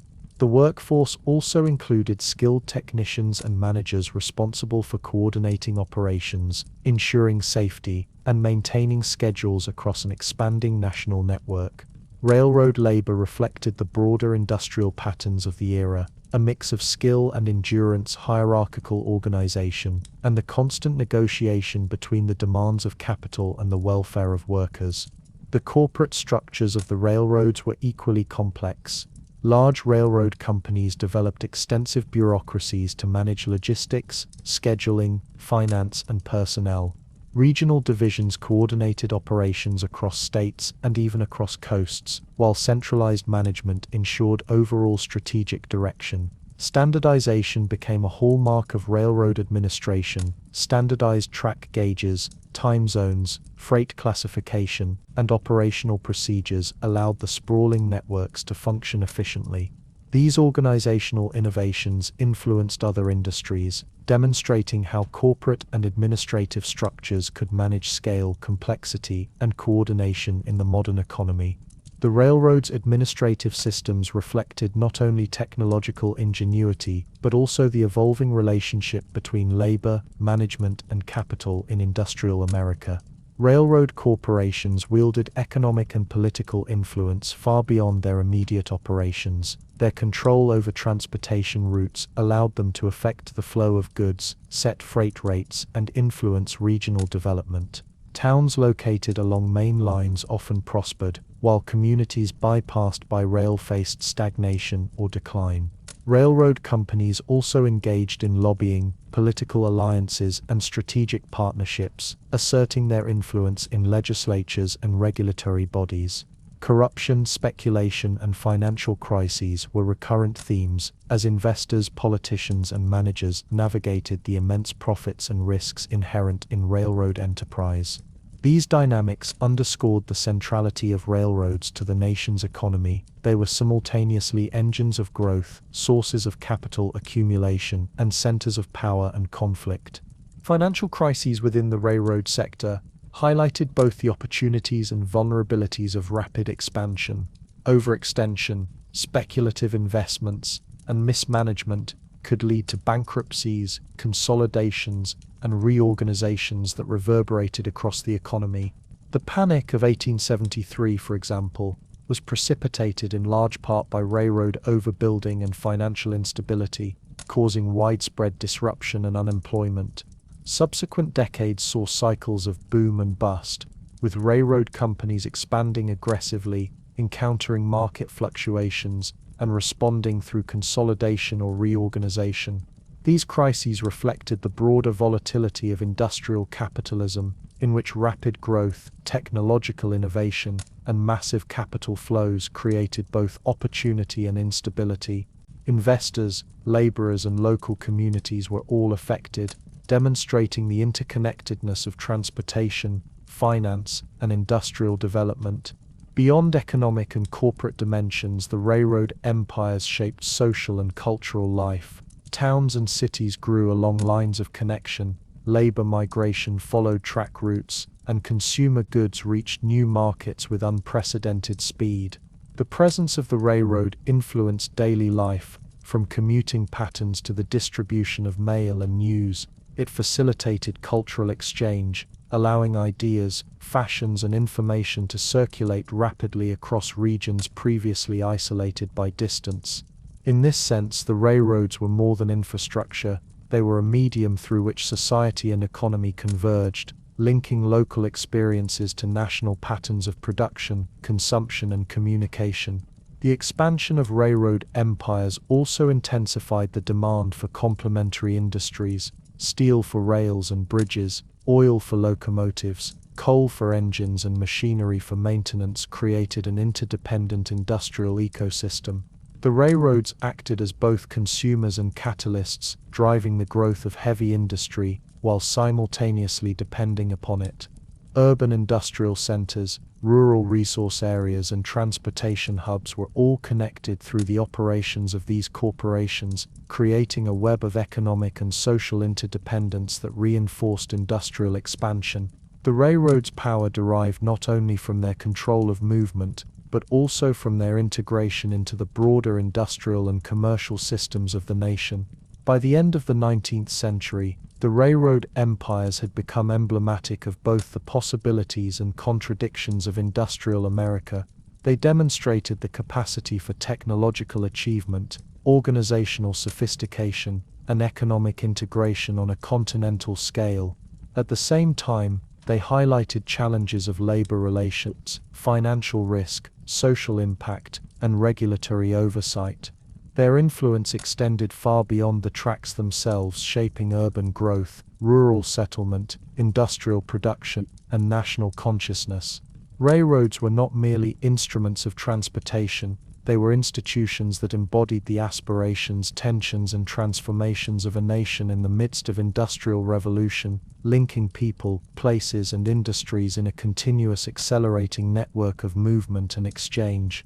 The story of the railroad empires illustrates the interplay of technology, labor, capital, and governance that defined industrial America. Their rise demonstrated the capacity for human ingenuity to organize vast resources and coordinate complex systems over great distances. Their crises revealed the vulnerabilities inherent in rapid expansion and speculation. Their social and cultural influence underscored the integration of daily life into a national economic framework. As industrial America moved toward the 20th century, the railroad empires stood as both practical infrastructure and symbolic representation of power, connection, and the intricate interdependencies that underpinned the nation's industrial transformation. Their growth, challenges, and enduring impact would set the stage for the next wave of industrial consolidation, technological innovation, and labor evolution that continued to shape the country's trajectory. As the railroad empires expanded across the continent, and steel, oil, and electricity fueled the rise of industrial America, the very nature of labor itself was undergoing a profound transformation. Work in factories and mines became the defining feature of economic life, reshaping not only daily routines but also social structures, community life, and personal identity. The shift from small-scale artisanal production to mechanized, large-scale industrial operations marked a departure from centuries of craft-based labor traditions, as skilled craftsmen were increasingly replaced by specialized factory workers performing repetitive, regimented tasks. This transition was neither smooth nor uniform. It involved adaptation, resistance, and negotiation, as individuals and communities confronted the challenges of a world in which machines, schedules, and industrial demands increasingly dictated the tempo and conditions of life. Factories became the primary sites of production in industrial America, with mechanized processes enabling output on scales previously unimaginable. Textile mills, steel plants, meat packing facilities, and machinery shops required a division of labor in which workers specialized in narrow tasks designed to maximize efficiency and minimize downtime. While skilled artisans had once completed entire products from start to finish, factory laborers now operated specific machines, performed repetitive tasks, or assembled components in an orchestrated sequence. This specialization increased productivity but also reshaped the social and psychological experience of work.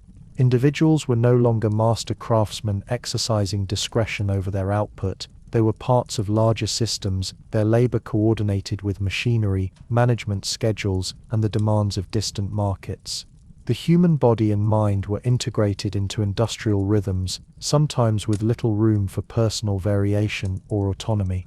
Mines, particularly coal and metal extraction operations, presented an equally challenging and often more hazardous environment.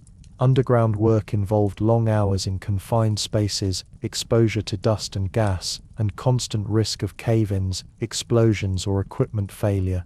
Surface operations, including ore processing and transportation, were similarly dangerous, requiring coordination with steam-powered machinery and adherence to strict operational protocols.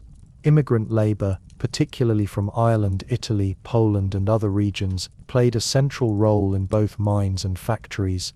These workers often endured extreme physical hardship, limited safety protections, and low wages, yet their labor was essential to sustaining industrial production.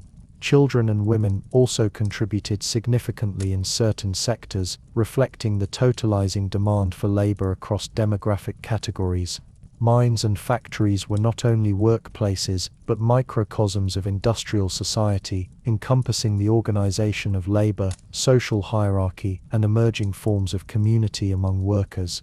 The industrial workday was long, physically demanding and rhythmically structured to maximize output. 10 to 12-hour shifts, 6 days a week were common, with few breaks or opportunities for respite. Time itself became regimented, measured precisely against clocks rather than the natural rhythms of daylight or seasons, a departure from agrarian patterns that had dominated rural life. Punctuality, endurance, and conformity to rules were central to maintaining production schedules, and supervisors enforced these standards with authority. Industrial discipline extended beyond the factory floor, influencing housing, transportation, and daily routines, as workers adapted to schedules and expectations dictated by their employers. The result was a profound reorientation of daily life, in which labor, leisure, and family responsibilities were often subordinated to the demands of industrial productivity. Mechanization was central to this transformation. Steam engines, conveyor belts, looms, rolling mills, and other machinery replaced many manual tasks, increasing efficiency, but also creating new forms of monotony and physical strain. The pace of work was often set by the speed of machines, requiring constant attention and endurance. Accidents were frequent, and protective measures were limited, leading to injuries, chronic illness, and sometimes death. Laborers adapted through experience, ingenuity, and mutual assistance, developing informal methods for safety, efficiency, and solidarity. Work became a site of negotiation between human capacity and mechanical demands, reflecting the broader tension between labor and technology in industrializing societies. The social composition of the industrial workforce was complex and dynamic. Immigrants formed a substantial portion of factory and mine labor, often living in ethnic neighborhoods near industrial centers. Rural migrants supplemented this labor, bringing experience, stamina, and familiarity with agricultural or artisanal techniques that could be adapted to factory work. Social hierarchies emerged within workplaces, with skilled operators, supervisors, and foremen enjoying relative authority, while unskilled laborers occupied the lower tiers of the production hierarchy. Gender also played a role. Women were employed in textile mills, garment shops, and food processing plants, often performing tasks considered suitable to their perceived physical dexterity, while men dominated heavier or more dangerous industries, such as steel, mining, and railroad construction. Children, too, were a critical part of the workforce, particularly in textile mills and mines, where their small size or nimble hands allowed them to operate machinery in ways adults could not. Labor participation was thus highly stratified, reflecting age, gender, skill, and ethnic identity. Industrial work fostered both dependence and community. Laborers relied on employers for wages, housing in mill or mining towns, and access to basic necessities, creating a system of economic dependence that could limit mobility. At the same time, communities of workers developed rich social networks, sharing knowledge, resources, and solidarity. Ethnic associations, mutual aid societies, and labor unions emerged as mechanisms for advocacy, protection, and cultural preservation. These organizations provided not only material assistance in times of sickness or injury, but also a sense of identity and cohesion within the larger industrial system. Workplaces thus became arenas of both economic exploitation and social negotiation, where individuals sought to assert agency and secure stability amidst the pressures of mechanized labor. The industrial environment also reshaped perception of time, skill, and value. Repetitive tasks, continuous production schedules, and strict supervision created a sense of regimented temporality, in which personal initiative was subordinated to collective industrial efficiency. Skills were often devalued or specialized, with mastery of a single machine or procedure replacing the holistic craftsmanship of previous eras. Productivity was measured quantitatively, and performance was evaluated in terms of output, rather than artistry or ingenuity.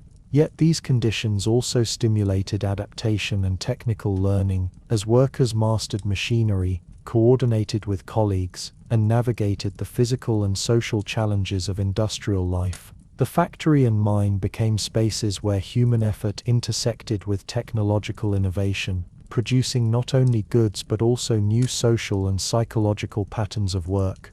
By the end of the 19th century, the transformation of labor in factories and mines had fundamentally altered American society. Mechanization, specialization, long hours, and regimented schedules redefined the experience of work, while immigration, internal migration, and demographic shifts supplied the labor force necessary to sustain industrial expansion. Communities and social networks adapted to these changes, balancing the demands of employers with cultural traditions, mutual aid, and emerging forms of collective action.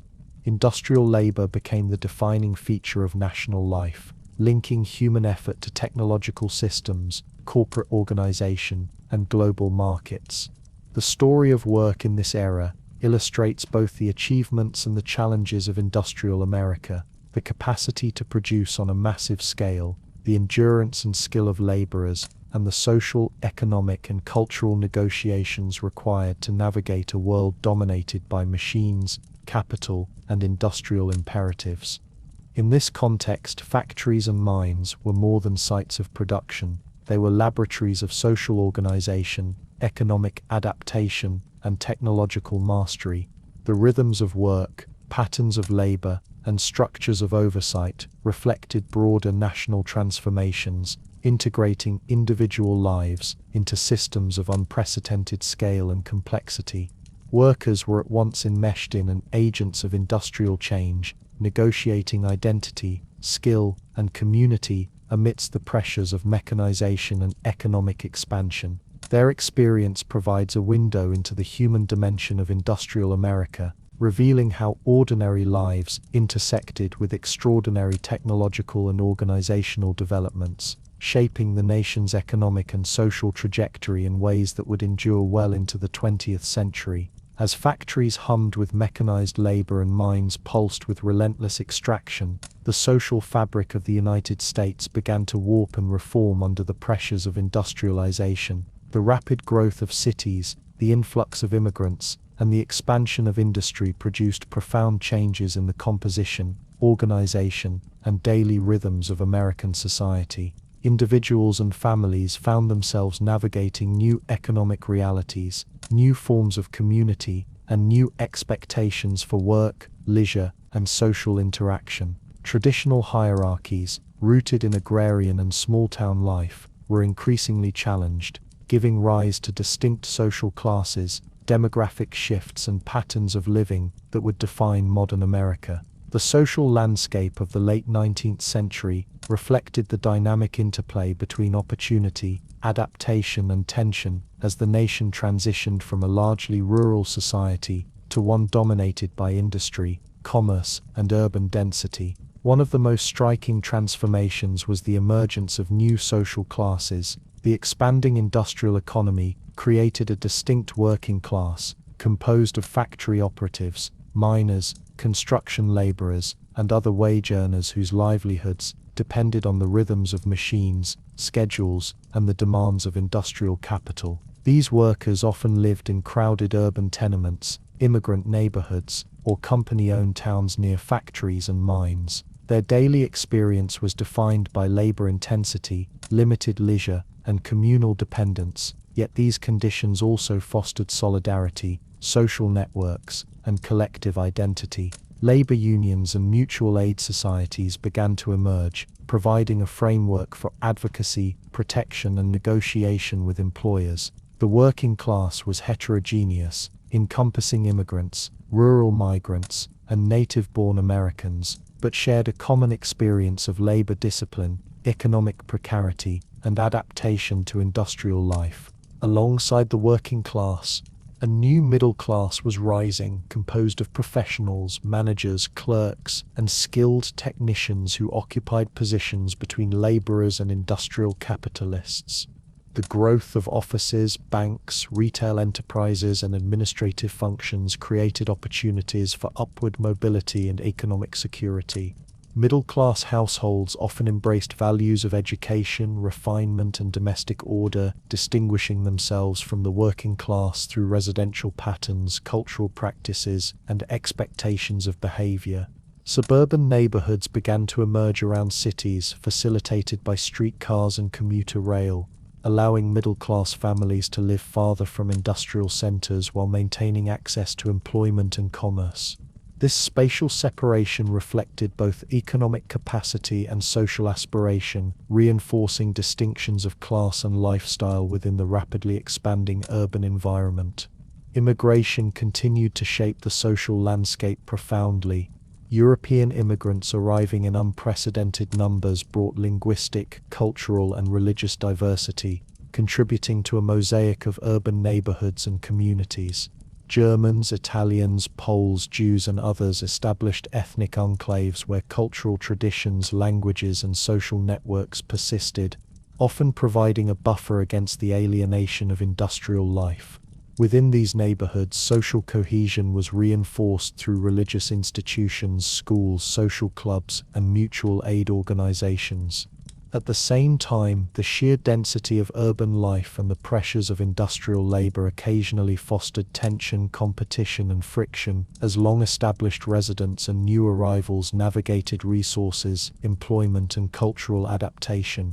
The interplay between assimilation, cultural preservation, and social negotiation defined the immigrant experience and contributed to the evolving character of American cities. Migration patterns were equally influential in shaping society. Rural Americans continued to move toward urban centers, motivated by industrial employment opportunities, education, and the allure of modern urban life. Simultaneously, the opening of the West attracted settlers seeking land, economic independence, and social mobility. These internal movements redistributed populations, altering community compositions and linking previously isolated regions through economic, social, and transportation networks. Families adapted to new environments, balancing continuity with innovation, retaining cultural traditions while negotiating new economic realities. Demographic shifts were thus both a cause and a consequence of industrial expansion, integrating diverse populations into the national economy while transforming local and regional social dynamics. Patterns of living were profoundly affected by these changes. Urban density reshaped domestic arrangements, housing, and neighborhood organization. Tenements housed multiple families within confined spaces, while middle-class suburbs offered separation, sanitation, and access to amenities. Daily life was synchronized with industrial schedules, including fixed work hours, commutes, and the rhythms of markets and commerce. Social interaction was shaped by proximity, labor affiliation, and community identity, with public spaces, churches, and schools serving as centers of social cohesion. Consumption patterns also changed as households gained access to mass-produced goods, foodstuffs, and clothing, reflecting both economic capacity and cultural aspiration.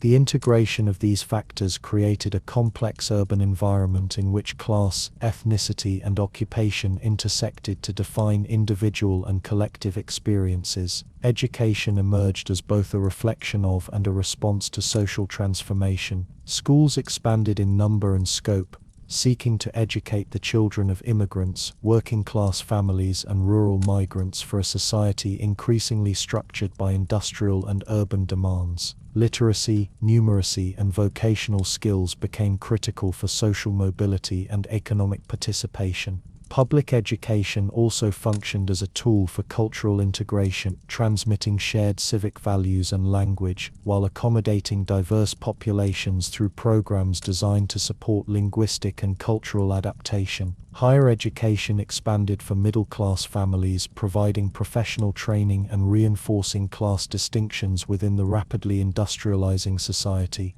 Education thus both reflected and reinforced the emerging social hierarchy and the expectations associated with industrial life. Religious and cultural institutions were central to maintaining cohesion within a rapidly changing social landscape. Churches, synagogues, and community organizations provided moral guidance, social services, and spaces for communal identity. Festivals, celebrations, and public gatherings reinforced cultural continuity, even as industrialization, urbanization, and migration introduced pressures for adaptation. These institutions functioned as stabilizing forces amid the flux of economic and demographic change, mediating the tensions between traditional norms and emerging modern realities.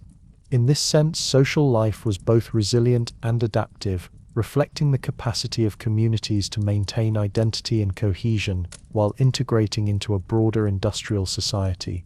Industrialization also reshaped gender roles and family dynamics. Women increasingly participated in wage labor, particularly in textile mills, garment factories, and domestic service, while simultaneously managing household responsibilities. Men faced new expectations as wage earners in factories, mines, and commercial enterprises. Children's roles evolved, with increasing emphasis on both schooling and, in some cases, labor participation in family or industrial contexts.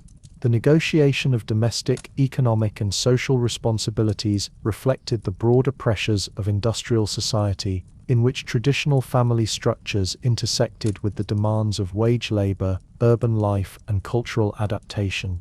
These shifts were gradual, uneven, and varied across social, ethnic, and economic lines, but they collectively contributed to the redefinition of American social norms in the industrial era. By the end of the 19th century, the social landscape of the United States had been fundamentally transformed. Industrialization created distinct social classes, new patterns of residence and mobility, and demographic shifts that redefined communities.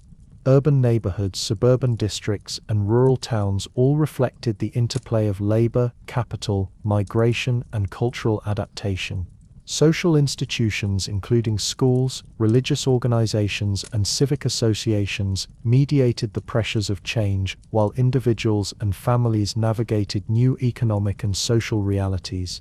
The emergence of the working class, the growth of a middle class, and the integration of immigrant and rural populations into industrial society exemplified the complex interconnections of labor, culture, and social structure. Industrialization had created not only a new economy, but a new social order, one in which opportunity, adaptation, and tension coexisted, defining the lived experience of an America in transformation.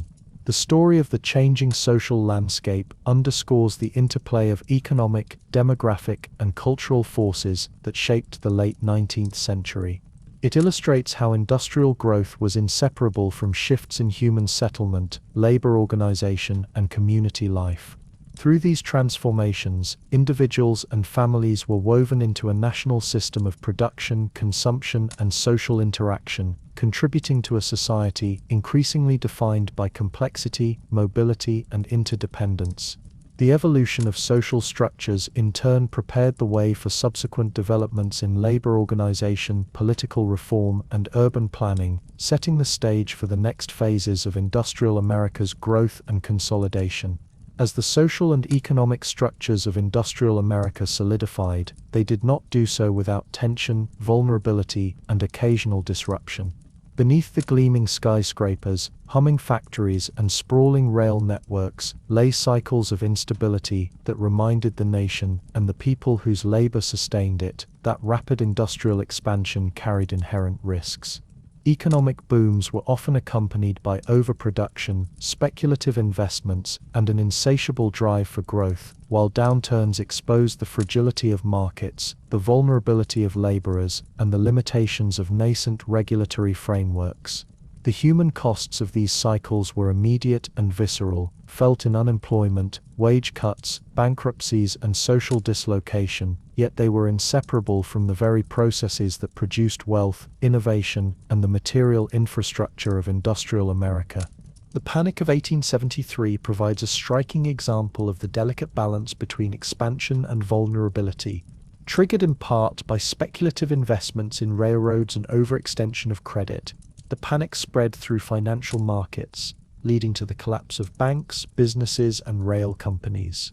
The effects were felt across the nation, from urban centers to rural communities, dependent on trade and industrial contracts. Workers were laid off in factories and mines. Urban tenements experienced increased hardship, and rural families faced reduced markets for their crops. This crisis demonstrated how industrialization and financial speculation were deeply intertwined, the very mechanisms that facilitated growth, credit, investment, and expansion could also produce dramatic instability when unchecked. It underscored the systemic interdependence of production, labor, and finance in a rapidly industrializing society. Subsequent decades saw recurring cycles of boom and bust, reflecting the dynamic, often speculative character of industrial capitalism. Overproduction in steel, railroads, textiles, and agricultural commodities created temporary surpluses that depressed prices and reduced profits. Corporate overreach, particularly in industries dominated by powerful magnates, sometimes led to bankruptcies, reorganizations, or consolidation under larger trusts. These cycles were exacerbated by the lack of effective federal regulation, leaving workers, small businesses, and communities to bear the brunt of instability. Laborers experienced wage cuts, layoffs, and heightened competition for jobs, while families in both urban and rural settings faced uncertainty in meeting basic needs. The human cost of these economic fluctuations was stark, revealing the vulnerabilities of individuals within a system structured for large-scale capital accumulation and technological expansion. Labor unrest emerged as a response to these economic pressures. Strikes, protests, and demands for better wages and working conditions became increasingly common, particularly in industries where mechanization intensified labor intensity and monotony. Coal miners, steel workers, and railroad employees organized to resist wage reductions, long hours, and unsafe conditions. While some strikes were localized and resolved quickly, others escalated into large-scale conflicts that drew national attention, involving not only workers and employers, but also municipal authorities, state militias, and federal intervention. These confrontations highlighted the uneven distribution of power in industrial America, where corporate interests often outweighed labor rights, and where the pursuit of profit could come into direct conflict with human welfare. Labor unrest, while disruptive, reflected both the agency of workers and the structural pressures of industrial growth, signaling the need for negotiation, regulation, and social adaptation. Speculation and corporate consolidation were additional sources of tension. In industries such as railroads, oil, and steel, rapid expansion often relied on borrowed capital and complex financial instruments. Overextension could produce financial collapse, forcing mergers, reorganizations, or the absorption of smaller companies into monopolistic trusts. These developments concentrated economic power in the hands of a few industrial magnates, fueling both admiration for their entrepreneurial skill and concern over social equity and market manipulation. Public debate over corporate influence, antitrust policies, and economic fairness intensified during these cycles, creating an emerging political and social consciousness that questioned the distribution of wealth and power in an industrial society. Crises thus functioned as catalysts for reflection, reform, and in some cases, regulatory innovation, even as they exposed the immediate human costs of industrial volatility. The interplay of technological innovation and economic risk was also evident. New machinery, processes, and industrial methods promised greater efficiency and profit, but their adoption sometimes contributed to overproduction or miscalculation. Factories and mines expanded capacity rapidly, anticipating demand that did not always materialize. Entrepreneurs pursued growth aggressively, often leveraging credit and investment with limited consideration of market limits or workforce capacity. These strategies could yield extraordinary returns during periods of demand, but left companies and laborers exposed during downturns. The pace of technological change, combined with speculative investment, created an industrial environment characterized by both dynamism and fragility, where progress and vulnerability were inseparable. Rural communities were not insulated from these economic tensions. Farmers, increasingly integrated into national markets through railroads and industrial networks, were subject to price fluctuations, debt pressures, and market uncertainty. Crop failures, falling commodity prices or shifts in demand could devastate local economies, prompting migration, diversification of crops, or experimentation with mechanized farming techniques. The rural experience of economic cycles mirrored urban instability, though it often manifested through market dependence rather than industrial employment. The integration of rural and urban economies meant that industrial booms and busts had far-reaching consequences, linking the fates of disparate regions and populations in complex economic interdependence. Social and psychological effects of these cycles were profound. Unemployment, poverty, and uncertainty strained families, disrupted communities, and heightened awareness of economic vulnerability. Yet these conditions also fostered innovation, adaptation, and collective action. Labor unions, cooperatives, mutual aid societies, and political movements arose in response to economic instability, seeking to mediate the human costs of industrialization while asserting rights, protections, and social justice. Communities developed strategies for resilience, from informal networks of mutual assistance to organized advocacy for public policy reforms. Economic crises thus became both a test of industrial systems and a crucible for social ingenuity and adaptation.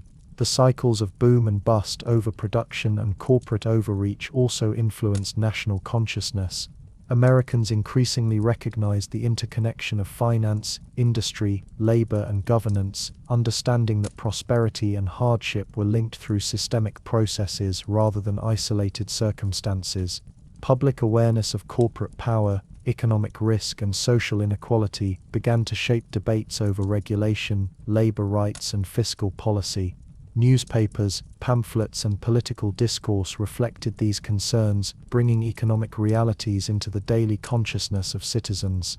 Industrial America was thus not only an economic system but a site of social negotiation, where the interplay of profit, labor, and human welfare was constantly being defined and contested.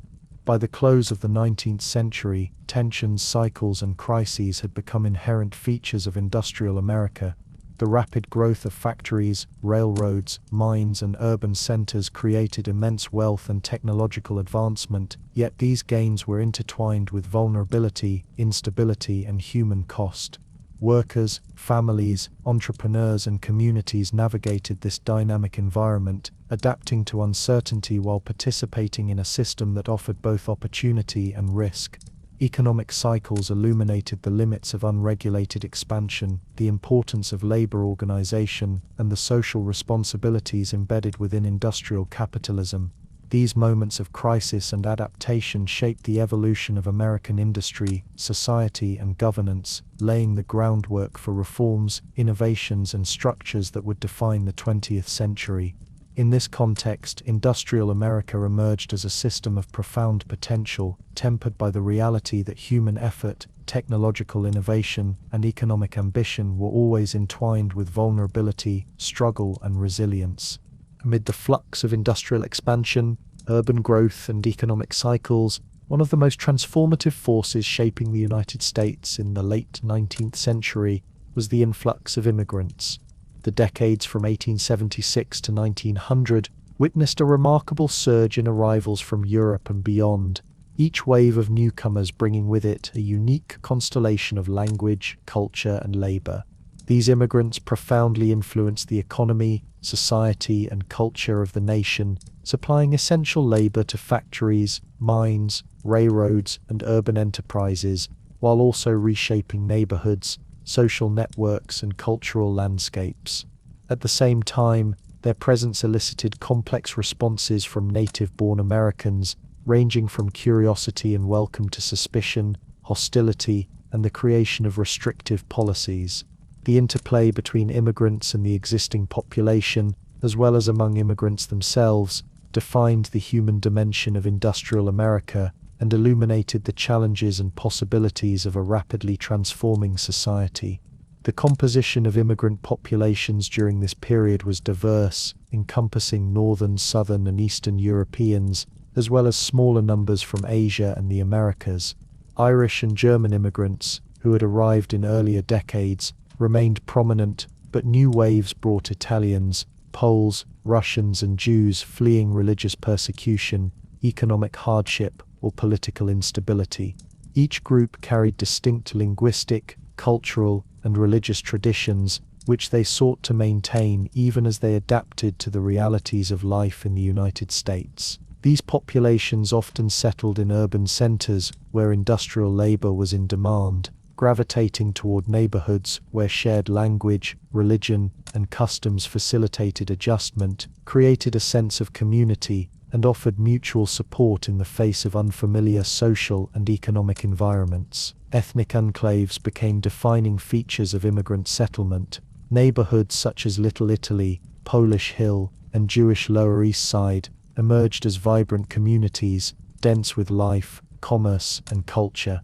These areas offered newcomers both practical assistance and social cohesion, access to employment, housing, schooling, and religious institutions. Local businesses, bakeries, shops, and social clubs reflected the cultural traditions of residents, creating a microcosm of the homelands they had left behind. Within these enclaves, immigrants could navigate daily life in familiar cultural terms, while gradually learning to operate within the broader American society. Chain migration further reinforced these patterns, as initial settlers wrote home, arranged passage, and facilitated employment and housing for family members and acquaintances, producing a self-reinforcing cycle of population concentration and cultural continuity. The labor demands of industrial America provided both opportunity and challenge for immigrants. Factories, mines, railroads, and construction projects required vast numbers of workers, and immigrants often filled positions that were physically demanding, low-paying, or socially marginalized. Women and children were included in this labor force, particularly in textile mills, garment shops, and food processing, where their work complemented that of men and contributed significantly to family income. Immigrant labor was integral to sustaining industrial expansion, enabling factories to operate around the clock, mines to extract resources, and railroads to expand across the continent. The physical and psychological toll on workers was significant, yet these individuals supplied the essential human energy that underpinned the nation's industrial transformation. Native-born Americans responded to this influx in varied and often contradictory ways. Many recognized the economic contributions of immigrants, appreciating their labor, entrepreneurship, and role in urban development. Others, however, expressed concern or hostility, perceiving immigrants as competitors for jobs, bearers of foreign customs, or threats to social and political stability. Nativist movements, local regulations, and sometimes violent clashes reflected these anxieties, highlighting the tension between economic necessity and cultural acceptance. Immigrants' persistence, resilience, and adaptation often mitigated hostility as they established themselves economically, participated in community life, and gradually integrated into broader social structures, though full acceptance remained uneven and contested over generations. Education, religious institutions, and civic organizations played pivotal roles in mediating the integration of immigrants. Public schools served as sites of language acquisition, cultural orientation, and socialization into American civic norms. Churches, synagogues, and social clubs provided spiritual guidance, mutual aid, and opportunities for communal participation. These institutions allowed immigrants to retain a sense of identity while simultaneously preparing younger generations to navigate American society and the labor market. Social adaptation was thus a dynamic, multi-generational process, combining preservation of heritage with participation in the economic and civic life of the nation. Immigration also reshaped urban landscapes and infrastructure. The concentration of populations in industrial cities required expanded housing, sanitation systems, and public services. Tenements proliferated in densely populated neighborhoods, accommodating multiple families within limited space. Markets, shops, and public spaces reflected both immigrant culture and the demands of urban consumption. Cities adapted to the rhythms of immigrant labor, with transportation, employment, and social services oriented toward the movement and needs of these populations. The interaction of immigration with urban development created a layered, heterogeneous environment in which culture, economy, and infrastructure were interdependent. Economically, immigrants contributed not only as laborers but also as entrepreneurs, artisans, and small business owners. Many established shops, bakeries, tailoring businesses, and service enterprises, catering both to their ethnic communities and to the broader urban population. These economic activities provided family income, facilitated community cohesion, and contributed to the vibrancy and resilience of immigrant neighborhoods. Over time, successful enterprises allowed families to accumulate capital, move to better housing, and invest in education, illustrating pathways of upward mobility even amid structural challenges and discrimination.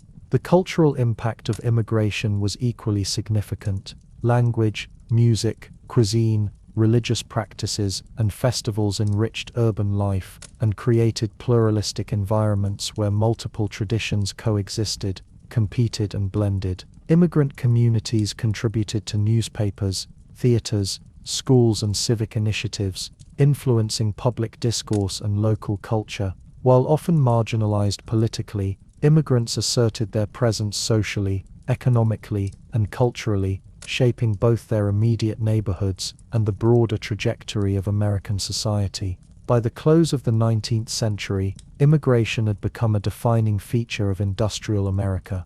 The integration of millions of newcomers into the workforce, urban neighborhoods, and social networks provided essential human capital for industrial expansion, while simultaneously creating complex challenges of adaptation, integration, and cultural negotiation. Ethnic enclaves, chain migration, and community institutions facilitated continuity and resilience, while economic necessity and opportunity encouraged gradual adaptation and participation in broader society. The impact of immigration was profound. It shaped labor markets, urban development, social structures, and cultural life, leaving a lasting imprint on the nation's demographic and economic composition. The story of immigration in this period illustrates the interplay of necessity, adaptation, and human resilience. Immigrants supplied labor critical to industrial growth, while creating vibrant, culturally distinct communities. Native-born Americans negotiated economic reliance with cultural anxiety, producing a mixture of accommodation, exclusion, and integration. The social, economic, and cultural contributions of immigrants were inseparable from the rise of industrial America, linking human endeavor to technological innovation, urban growth, and the transformation of the national landscape. In this context, immigration was not simply a demographic phenomenon.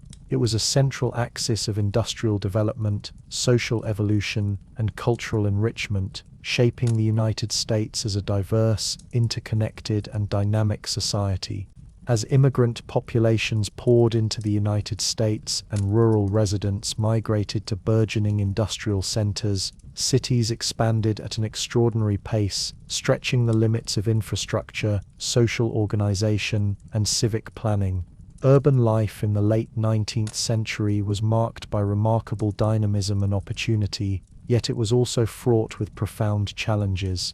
The growth of cities such as New York, Chicago, Philadelphia, and Boston transformed landscapes, economies, and daily life, creating environments in which human energy, technological innovation, and industrial ambition collided with limitations in housing, sanitation, and public services.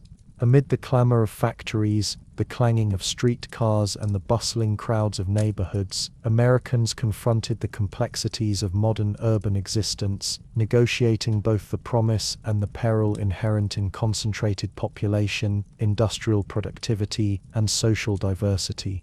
One of the most pressing challenges of urban expansion was housing. The rapid influx of residents, particularly immigrants and working-class families, far outpaced the construction of adequate dwellings, leading to the proliferation of tenements. These multi-story buildings, often cramped and poorly ventilated, accommodated multiple families within small apartments, sometimes as few as 1 or 2 rooms per household. Sanitation was minimal, with inadequate plumbing, shared water sources, and insufficient waste removal contributing to the spread of disease. Overcrowding exacerbated these hazards, with multiple generations of a family living in close quarters and neighbors densely packed on each floor.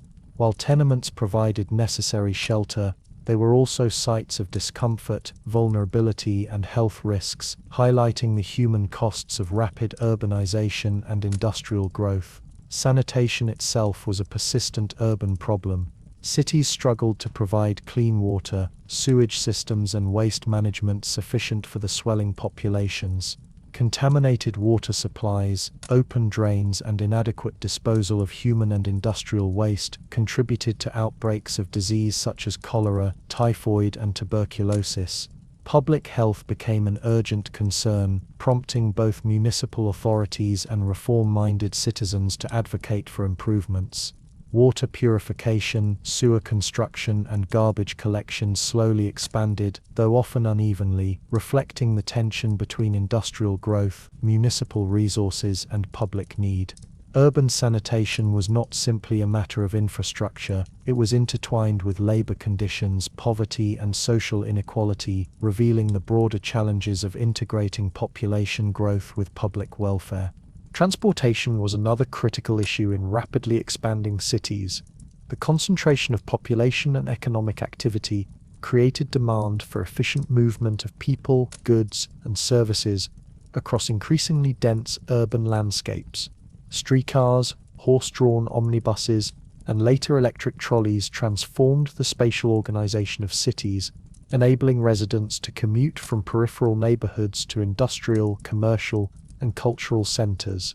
Rail lines extended into suburban areas, allowing middle-class families to escape the congestion and hazards of central urban districts while maintaining access to employment and amenities.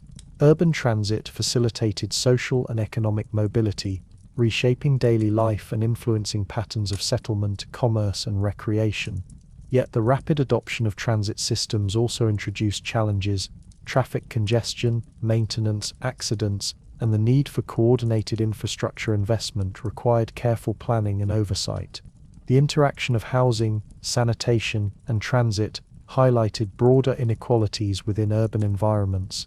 Wealthier residents benefited from improved housing, clean water, and reliable transportation, while working-class and immigrant populations often faced inadequate facilities, crowded conditions, and limited mobility. These disparities were spatially and socially apparent. Affluent neighborhoods displayed tree-lined streets, private water and sewer connections, and access to parks, while densely packed tenement districts struggled with dirt, noise, and disease. Public spaces such as parks, libraries, and recreational facilities gradually emerged as mechanisms to address these inequalities, but progress was incremental, often constrained by limited municipal budgets and competing industrial priorities. The urban landscape, therefore, reflected both opportunity and stratification, illustrating the intersection of social class, economic capacity, and access to public resources. Industrial growth intensified these urban challenges. Factories, refineries, and warehouses generated pollution in the form of smoke, dust, and industrial effluent, exacerbating health hazards and degrading living conditions.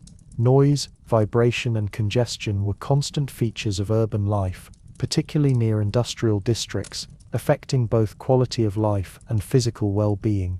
Municipal authorities often struggled to regulate industrial activity, enforce zoning, or mitigate environmental hazards, resulting in persistent friction between economic interests and public welfare. These conditions underscored the complex interplay of technological progress, economic imperatives, and human experience, revealing the limits of urban infrastructure in accommodating rapid population and industrial growth. In response to these challenges, early forms of urban reform began to take shape. Progressive-minded civic leaders, social reformers, and public health advocates recognized the necessity of intervention to improve living conditions, reduce disease, and enhance quality of life. Housing regulations, building codes, sanitation campaigns, and public health initiatives emerged gradually, seeking to address overcrowding, hygiene, and safety. Charitable organizations, settlement houses, and community groups provided social services, education, and practical support to urban residents, particularly immigrants and working-class families. These efforts reflected both moral and pragmatic motivations, improving public health, reducing social unrest, and promoting civic order in environments shaped by industrial expansion and demographic change. Cultural adaptation was also evident in urban life. Immigrant communities established schools, churches, and social clubs that functioned as mediating institutions, providing support and continuity amid the challenges of dense, industrialized cities. Neighborhood networks facilitated access to employment, housing, and social services, reinforcing cohesion even as external pressures tested resilience. Festivals, markets, and communal gatherings created cultural vibrancy, allowing residents to maintain traditions while negotiating integration into broader urban society. These patterns reflected the interdependence of infrastructure, labor, culture, and social organization, revealing the ways in which human agency mediated the challenges of urban life. Urban reform and innovation extended into technological and logistical solutions. Improved water and sewer systems, street lighting, fire protection, and public transportation were gradually implemented to address immediate hazards and enhance urban functionality. Electrical lighting, introduced in factories and streets, transformed both productivity and public space, extending hours of activity and reshaping perceptions of safety and mobility. Street planning, park development, and building regulation became tools for managing density, reducing hazards, and enhancing civic aesthetics. While progress was uneven and often contested, these initiatives reflected a growing recognition of the interconnections between infrastructure, public health, and social well-being in industrialized cities. The cumulative effect of these challenges and responses was a cityscape of contrasts, opportunity and risk, innovation and hazard, cultural diversity and social tension. Overcrowded neighborhoods existed alongside affluent districts, industrial smoke hung over new electric streetcars, immigrant traditions thrived amid reform campaigns. Urban life was therefore both exhilarating and exhausting, offering economic mobility, cultural richness, and technological convenience, while simultaneously demanding adaptation to health risks, social complexity, and infrastructural limitations. The city itself became a laboratory for negotiating the effects of industrialization on human life, demonstrating both the resilience of communities and the necessity of civic intervention. By the turn of the century, the lessons of urban challenges were evident. Housing, sanitation, and transit were not merely technical or logistical issues, they were fundamental to the integration of industrial society, public health, and social stability. The responses to these challenges laid the groundwork for further reforms in the progressive era, influencing housing policy, municipal governance, public health campaigns, and urban planning. Cities were no longer merely sites of economic activity, they were centers of social negotiation, cultural adaptation, and infrastructural experimentation, shaping the lived experience of millions and reflecting the broader forces of industrial transformation. The challenges of urban life, while daunting, became inseparable from the story of industrial America, illustrating how human ingenuity, adaptation, and reform could mediate the pressures of rapid change and population growth. While cities swelled with immigrants, industrial workers, and the hum of mechanized factories, the countryside was experiencing its own quiet yet profound transformation. Rural America, long the foundation of the nation's economy, culture, and identity, was undergoing contraction and restructuring in response to industrial expansion, technological innovation, and demographic shifts. Farms, small towns, and agricultural communities faced pressures that were simultaneously economic, technological, and social, creating a landscape in which traditional patterns of rural life were gradually altered, and residents were compelled to adapt to a rapidly changing national context. The contraction of rural populations and the restructuring of agricultural practices reflected broader currents of American industrialization, linking the countryside intimately to urban markets, transportation networks, and industrial demand. One of the most striking features of rural transformation was population loss. Many young men and women, particularly those of working age, were drawn to the cities by the promise of industrial employment, higher wages, and opportunities unavailable on the farm. Immigrant settlements in cities also attracted rural-born Americans, offering social networks, cultural institutions, and economic niches that facilitated adaptation to urban life. This migration reduced the labor force available for agricultural work, prompting changes in farm organization, labor practices, and land use.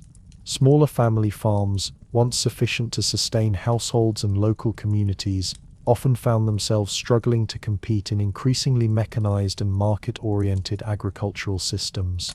The departure of laborers contributed to both economic contraction and social transformation, as rural communities adapted to smaller populations and altered patterns of social interaction.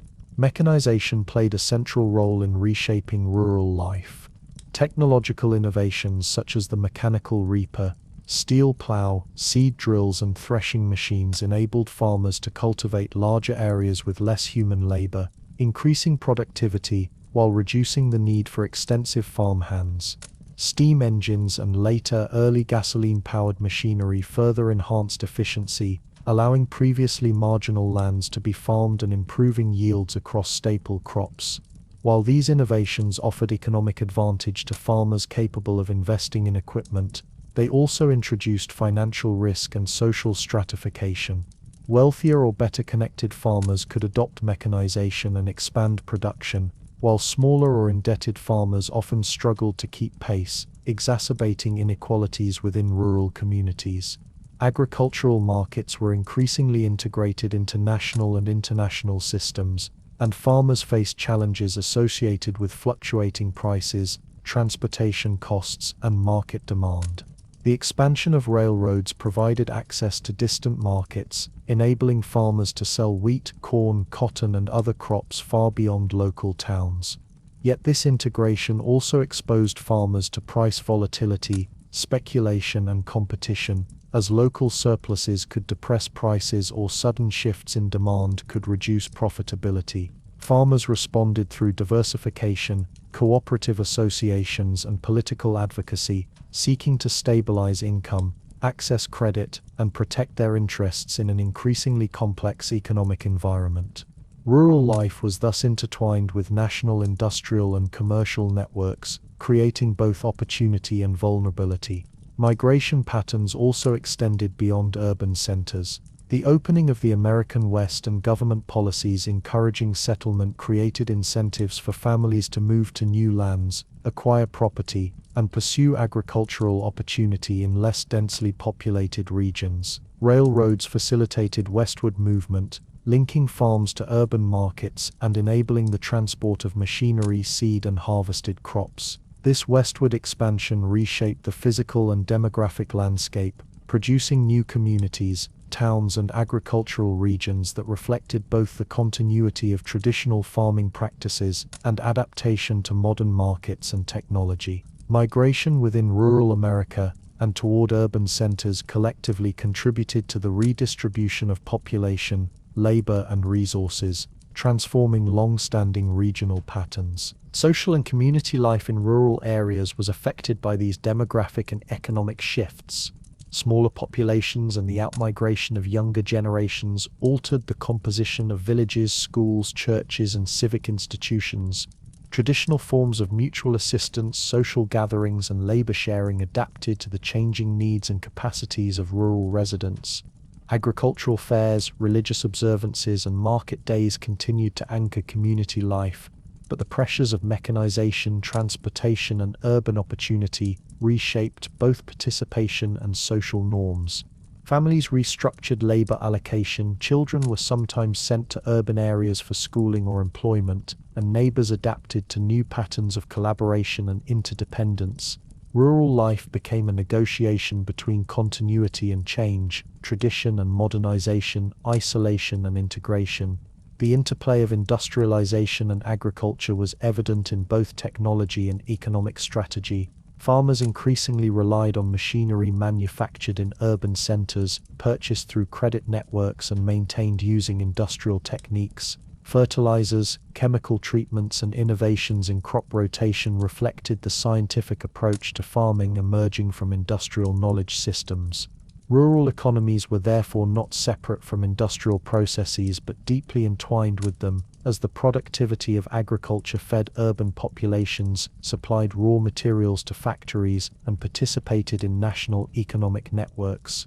The countryside became both a source of sustenance and a site of technological adaptation, linking labor, land, and innovation in a continuous process of transformation. Despite the pressures and challenges, rural America retained elements of its traditional character. Landscapes continued to be organized around family farms, small towns, and regional markets, preserving social cohesion, cultural continuity, and connection to the land.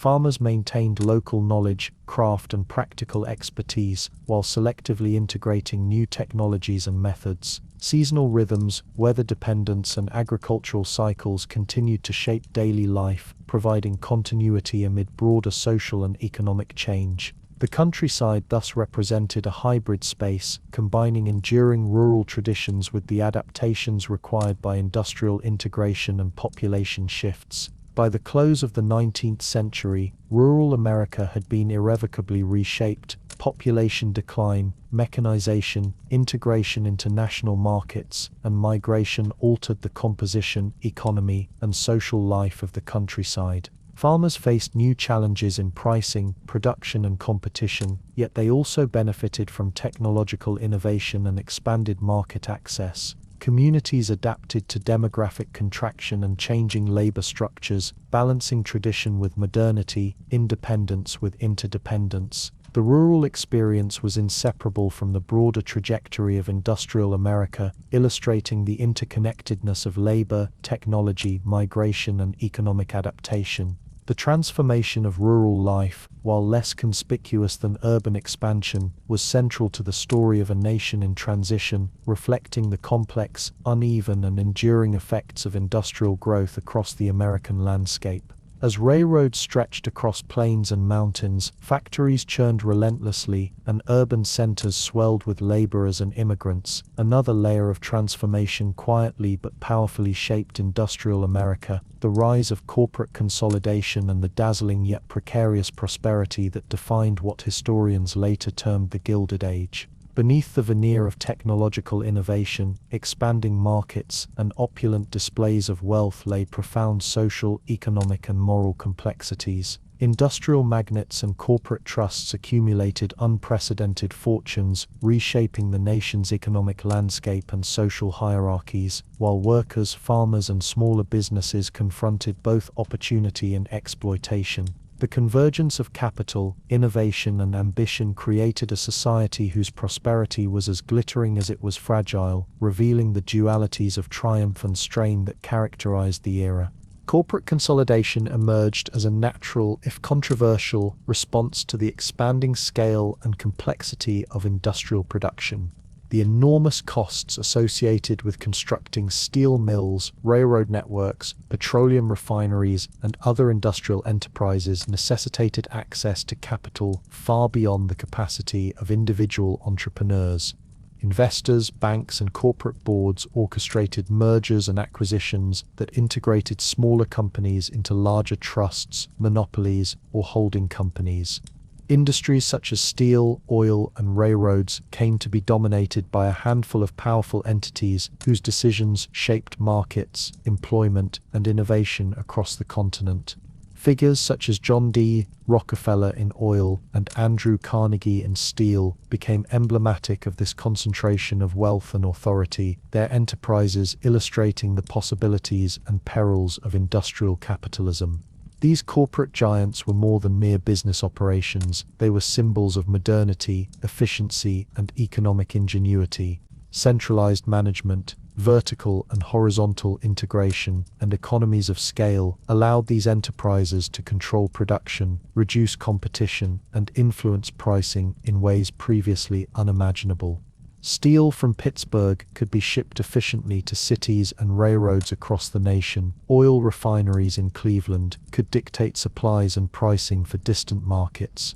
The organizational sophistication of these companies reflected not only industrial capability but also an emerging corporate culture in which financial management, operational oversight, and technological innovation were tightly coordinated to maximize profit and market dominance. Corporations became instruments of both economic power and social transformation, redefining what was possible in national production, infrastructure, and commerce. Yet the glitter of Gilded Age prosperity masked deep social tensions. While industrial magnates accumulated extraordinary wealth, building mansions, financing libraries, philanthropy, and cultural institutions, millions of Americans struggled with low wages, long hours, and insecure employment. Workers in factories and mines faced relentless labor demands, minimal protections, and the constant threat of technological displacement or corporate restructuring. Immigrant communities, while contributing essential labor, often lived in overcrowded tenements with poor sanitation and limited access to healthcare. Farmers, increasingly integrated into national markets, contended with fluctuating crop prices, rising debt, and competitive pressures exacerbated by industrial-scale production and transportation networks. The disparity between visible wealth and widespread economic struggle was stark, giving the era its gilded designation, glittering on the surface, yet revealing structural inequality, instability, and moral ambiguity beneath. Public perception of corporate consolidation was complex. On one hand, trusts and monopolies were admired for their efficiency, scale, and capacity to organize resources in ways that produced national growth. On the other hand, these same entities were often viewed with suspicion, particularly when they used market power to suppress competition, fix prices, or manipulate labor markets. Political discourse increasingly grappled with the implications of concentrated economic power as citizens, journalists, and reformers debated the balance between entrepreneurial freedom and social responsibility. The emergence of regulatory frameworks, antitrust movements, and public awareness campaigns reflected the growing tension between prosperity and equity, illustrating the negotiation between wealth accumulation and societal welfare that became central to industrial America. Labor movements intensified in response to these economic disparities. Workers organized strikes, unions, and collective actions to demand fair wages, safer conditions, and recognition of their rights. High-profile conflicts, such as railroad strikes, steel strikes, and labor unrest in mining regions, underscored the volatile intersection of corporate authority, technological advancement, and human resilience. These struggles revealed both the dependence of industrial operations on human labor and the challenges of asserting agency within massive, capital-intensive enterprises. Labor actions were often met with resistance from corporate management, law enforcement, and sometimes federal authorities, producing episodes of confrontation that highlighted the social strains underlying the ostensible prosperity of the Gilded Age. Philanthropy and cultural patronage were prominent features of corporate consolidation. Industrial magnates invested in libraries, museums, educational institutions, and charitable causes, framing their wealth as both a personal achievement and a civic responsibility. Andrew Carnegie's emphasis on public libraries, for example, reflected a belief in the moral and practical obligations of the wealthy to provide opportunities for self-improvement and education. Such acts of generosity contributed to public life, fostering cultural growth and social infrastructure, yet they also served to underscore the inequalities inherent in a society where vast fortunes coexisted with widespread hardship. The tension between charitable giving and social disparity exemplified the moral ambiguities of concentrated corporate wealth. Economic expansion during this period was both enabled by and a consequence of corporate consolidation. Large enterprises facilitated mass production, distribution, and technological innovation at scales that smaller companies could not match. Railroads coordinated national markets, steel and oil fueled industrial infrastructure, and banking institutions provided the financial scaffolding for continued growth. Industrial concentration allowed for rapid deployment of technology, streamlined management, and strategic investment, creating a feedback loop in which scale reinforced capability and capability reinforced dominance. At the same time, these same structures intensified the risks associated with economic downturns, overproduction, and market fluctuations, illustrating the delicate balance inherent in industrial expansion. The geographic and social impacts of corporate consolidation were far-reaching. Cities hosting major industrial operations swelled with laborers, immigrants, and professionals, creating urban landscapes characterized by both density and diversity. Rural communities were linked to industrial markets through railroads, canals, and telegraphs, tying agricultural production to corporate decision-making and urban demand. Social stratification was pronounced, with distinct class divisions between industrial magnates, middle-class professionals, skilled workers, and unskilled laborers. Ethnic and immigrant communities were often concentrated in labor-intensive sectors, highlighting the intersection of economic status, cultural identity, and occupational opportunity. The Gilded Age, therefore, was not merely an economic era, it was a social phenomenon in which wealth, labor, and culture intersected to shape the daily realities of millions. By the turn of the century, corporate consolidation had transformed industrial America into a network of concentrated capital, technological capacity, and social complexity. The Gilded Age represented both extraordinary achievement and persistent tension, monumental wealth alongside widespread hardship, innovation alongside exploitation, opportunity alongside inequality. Industrial magnates and corporate trusts redefined economic possibility, while workers, immigrants, and communities navigated the challenges of integration, labor, and social cohesion. The era exemplified the dual nature of prosperity in an industrial society, its capacity to generate progress and material abundance, and its potential to create strain, inequality, and social tension. Understanding this duality is essential to grasping the broader narrative of industrial America, in which economic innovation, social change, and human experience were inextricably intertwined. As industrial empires expanded across the United States and corporate consolidation reached unprecedented scales, the human element of this transformation, workers who powered factories, mines, and railroads, began to assert its presence more visibly in the public consciousness. The relentless mechanization of production, long hours under harsh conditions, low wages, and the growing power of corporate trusts catalyzed the emergence of organized labor movements, giving rise to unions, strikes, and collective action that challenged the industrial order. These movements were not sudden eruptions, but the culmination of decades of labor adaptation, frustration, and resilience, reflecting a complex interplay between economic necessity, social organization, and the pursuit of justice and dignity in an era of rapid industrial change.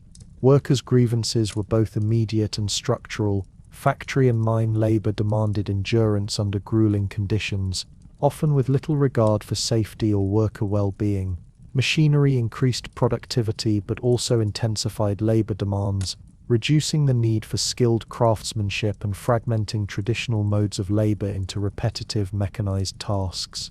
The monotony of assembly lines, the physical strain of mining, and the unpredictability of industrial work contributed to widespread dissatisfaction among laborers. Long working hours, commonly 10 to 12 hours per day, 6 days per week, offered little opportunity for rest, education, or family engagement. These conditions were compounded by wage reductions during economic downturns and the limited ability of workers to negotiate effectively within hierarchically controlled workplaces, producing both material hardship and social frustration. Labor organization emerged as a response to these pressures, initially through informal networks of solidarity, mutual aid societies, and craft-based associations. These early forms of organization allowed workers to share information, pool resources, and collectively advocate for incremental improvements in wages, working conditions, and labor rights. Over time, these networks evolved into more formalized labor unions, representing both skilled and unskilled workers across industries. Unions such as the Knights of Labor sought broad inclusion, advocating for the rights of a wide range of workers, while craft-specific unions focused on skilled trades, seeking to protect wages, working conditions, and professional expertise. This diversity of organizational approaches reflected the varied experiences, skills, and aspirations of the laboring population, illustrating the multifaceted nature of the working class during industrialization. Strikes became one of the most visible and dramatic expressions of labor unrest. The Great Railroad Strike of 1877, one of the first nationwide labor confrontations, erupted in response to wage reductions and poor working conditions among railroad employees.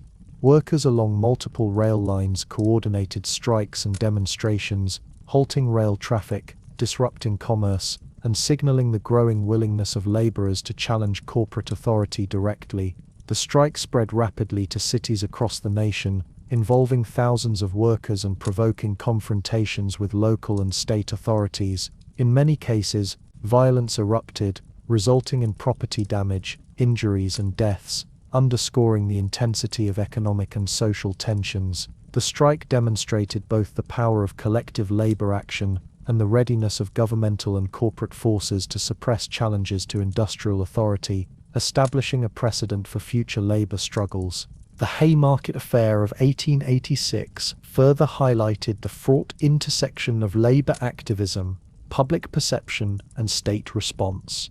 A rally in Chicago in support of the 8-hour workday escalated into violence when a bomb was detonated, leading to the deaths of police officers and civilians. The subsequent arrests and trials of labor activists, many of whom were executed or imprisoned, underscored the precarious position of labor leaders in the industrial hierarchy.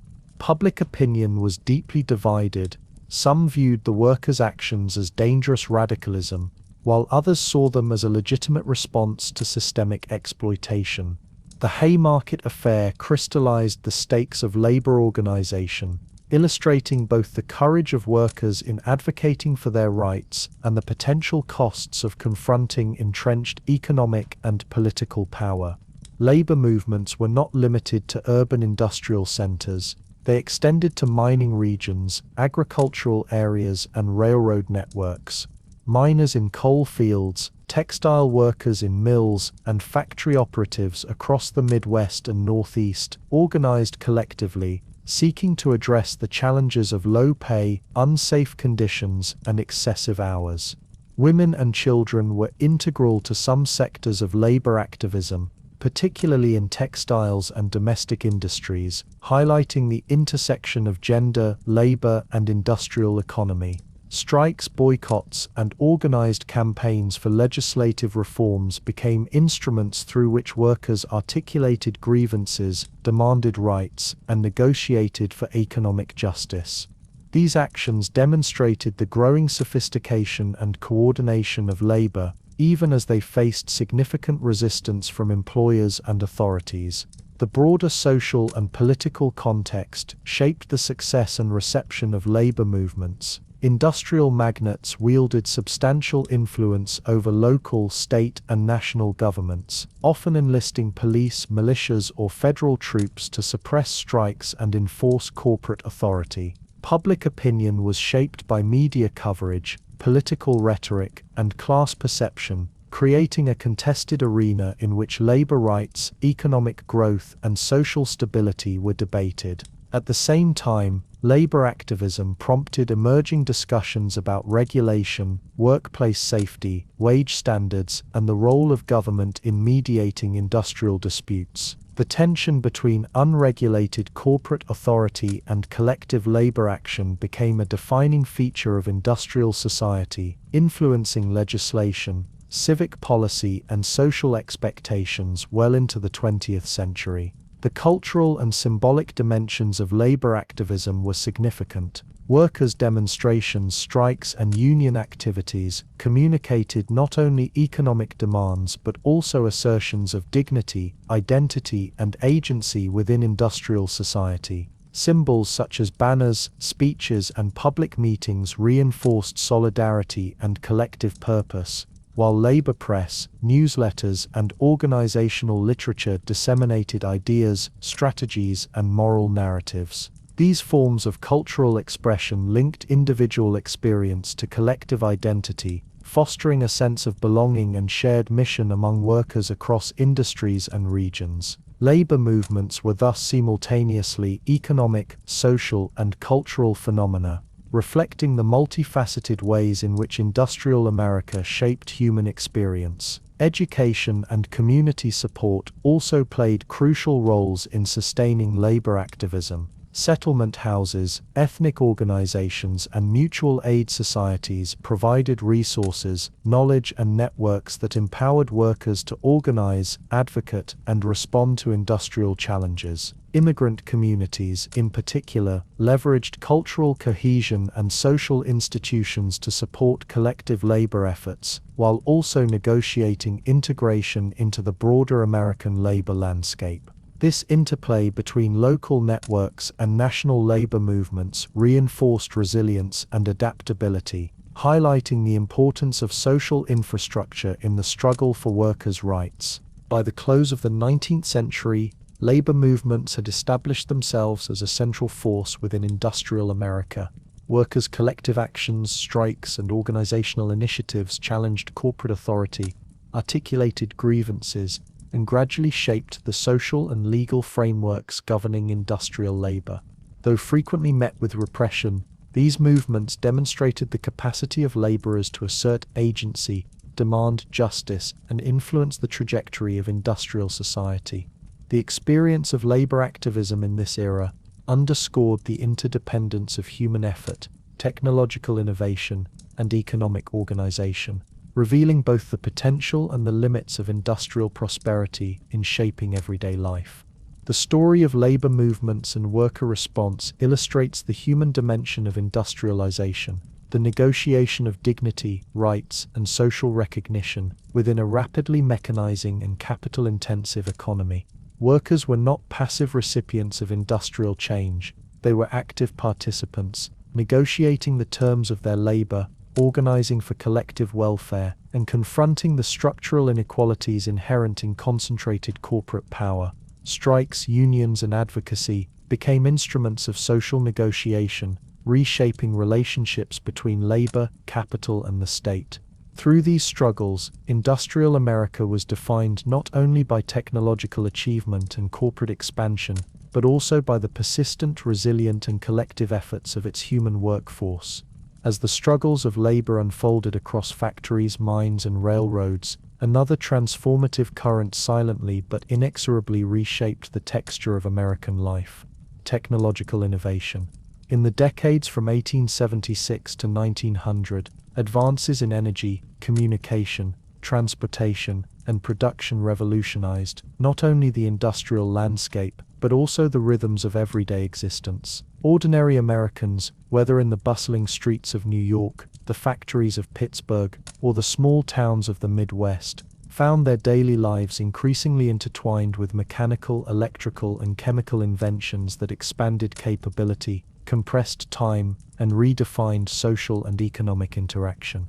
These changes were experienced gradually, unevenly, and with a mixture of awe, adaptation, and adjustment, as technology permeated homes, workplaces, and public spaces. Perhaps the most visible transformation was the spread of electric light. Cities previously reliant on gas lamps or limited daylight began to illuminate streets, factories, and public spaces with the glow of electricity. Streetlights extended evening activity, allowing factories to operate longer hours and enabling urban dwellers to navigate safely after dark. Electrified homes, though initially accessible only to wealthier families, introduced new possibilities for domestic life, from enhanced reading and household chores to social gatherings that extended into the night. Public spaces such as theaters, train stations, and parks also benefited from electric illumination, creating atmospheres that were simultaneously practical and symbolic.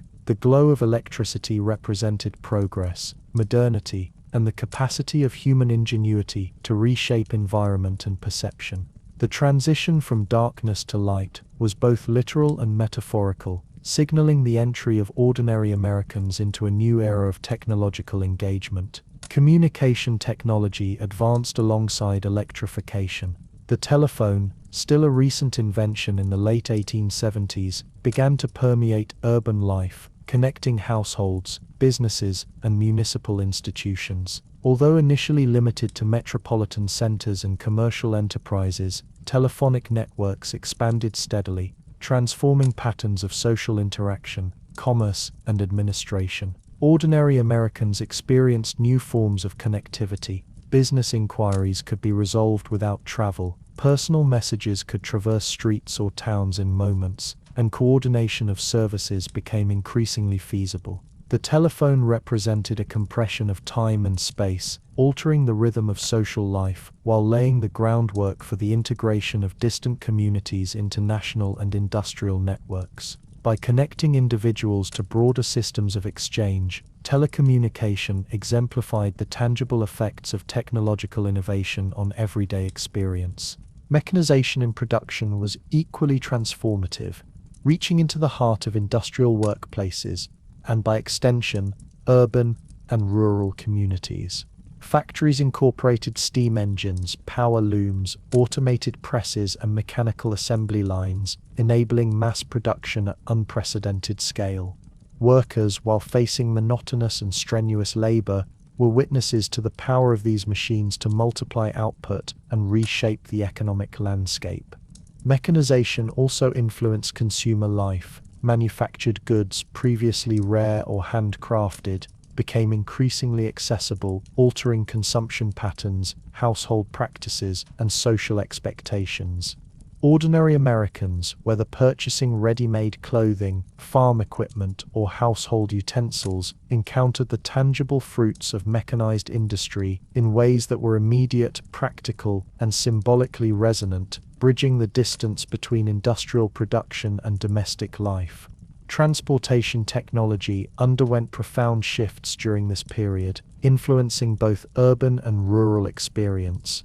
Within cities, horse-drawn omnibuses and carriages gradually gave way to electric trolleys and streetcars, transforming commuting patterns and the organization of neighborhoods. Residents could live farther from industrial centers while maintaining access to employment, commerce, and social institutions, reshaping both urban spatial arrangements and daily routines. Beyond cities, railroads continued to expand, connecting regional economies, facilitating migration, and accelerating the distribution of agricultural and industrial products. Steam-powered vessels and mechanized conveyances complemented rail networks, creating a dense web of movement that redefined temporal and spatial perception. Ordinary Americans experienced these changes as both practical convenience and as a subtle transformation in how they navigated time, space, and opportunity. Household technologies also began to alter domestic life, particularly for urban and middle-class families. Innovations such as sewing machines, mechanized stoves, and water pumps gradually reduced the labor intensity of daily chores, allowing women to allocate time differently and, in some cases, engage in education, employment, or civic activity. While access to these technologies was uneven, with rural households or working-class tenements adopting more gradually, their presence signaled a broader shift in expectations, capacity, and lifestyle. Domestic experience became mediated by technology, integrating human effort with mechanical assistance and subtly reshaping the rhythms, efficiency, and possibilities of daily living. These technological changes also influenced social and cultural practices. Electrification, communication, and transportation altered leisure, education, and civic participation. Evening activities, such as attending theaters, public lectures, or social clubs, became more feasible. Information could circulate more rapidly, and residents could engage with broader communities without physical relocation. The sensory environment of cities and towns transformed. The glow of electric lamps, the hum of machinery, the rhythmic clatter of trolleys, and the distant whistle of steam engines created a constantly shifting soundscape, visual landscape, and experiential context that defined modernity. For ordinary Americans, these changes were simultaneously practical, aesthetic, and emblematic of the nation's industrial and technological ambition. Economic integration also intensified through technological change. Mechanized production, electrified factories, telecommunication, and transportation networks enabled coordination across regions, linking rural production, urban industry, and national markets. Ordinary Americans encountered these shifts in tangible ways: the availability of affordable goods, the accessibility of distant markets, and the expansion of employment opportunities, all reflected the deeper transformations wrought by technology. Even those removed from industrial centers experienced the ripple effects of innovation, whether through improved farm machinery, mechanized processing of agricultural products, or increased availability of manufactured goods in local stores. Technology thus mediated the relationship between labor, production, and consumption, embedding ordinary Americans within industrial networks, even when they lived outside the immediate industrial hubs. Yet these transformations were not experienced uniformly or without friction. Mechanization and industrial innovation often disrupted traditional skills, labor routines, and occupational stability, generating anxiety, adaptation, and in some cases, resistance. Electric lighting and trolleys challenged familiar patterns of daily life and urban experience, while communication technologies introduced new rhythms, expectations, and dependencies. The pace of change could be disorienting, producing a sense of acceleration and unfamiliarity, even as it promised efficiency, comfort, and opportunity. Ordinary Americans navigated this tension, learning to integrate new tools, respond to altered social and economic patterns, and adapt their expectations to a rapidly changing environment. By the close of the 19th century, technological innovation had reshaped the American standard of living in profound though uneven ways. The expansion of electrification, communication, mechanization, and transportation transformed both the urban and rural experience, influencing work, domestic life, social interaction, and mobility. Ordinary Americans, whether workers, immigrants, farmers, or professionals, encountered these changes daily, integrating them into routines, expectations, and aspirations. Technology became not merely a tool, but a mediator of human experience, linking the rhythms of industry, commerce, and domestic life into a coherent, if dynamic, system. The interplay of invention, adaptation, and social integration defined the era, illustrating how industrial America was shaped as much by human engagement with technological innovation as by the machines themselves. In this context, the late 19th century emerges as a period in which the ordinary American experienced modernity through concrete, lived encounters with technological change. Electricity illuminated homes and streets, telephones connected people across distances, mechanized production filled urban stores with new goods, and transportation networks reshaped the movement of people and resources. The material world itself, from factories to tenements, from trolleys to farm machinery, became a site of engagement, adaptation, and transformation. Technology was not simply an abstract force, it was embedded in daily life, shaping expectations, possibilities, and the very rhythms of existence. By navigating these changes, ordinary Americans were participants in the broader project of industrial transformation, experiencing the benefits, challenges, and exhilarations of an era in which innovation redefined both society and the individual. As technological innovation transformed daily life and labor organization reshaped social dynamics, another profound development quietly unified the American economy: the creation of a national market, linking production, consumption, and the movement of goods across the continent. This transformation was not instantaneous, but emerged through the cumulative interaction of industrial expansion, railroad networks, urban growth, and demographic shifts, including immigration. By the late 19th century, the United States was no longer merely a collection of local markets or regional economies. It had become a complex, integrated system in which the output of factories, farms, and resource industries circulated across state lines, reaching consumers who were increasingly connected to distant producers through networks of commerce, transportation, and communication. This interconnectedness reshaped both economic behavior and social life, influencing patterns of work, consumption, and cultural interaction. The railroads were central to this evolution, serving as the arteries through which goods flowed from rural production centers and industrial hubs to urban markets and distant regions.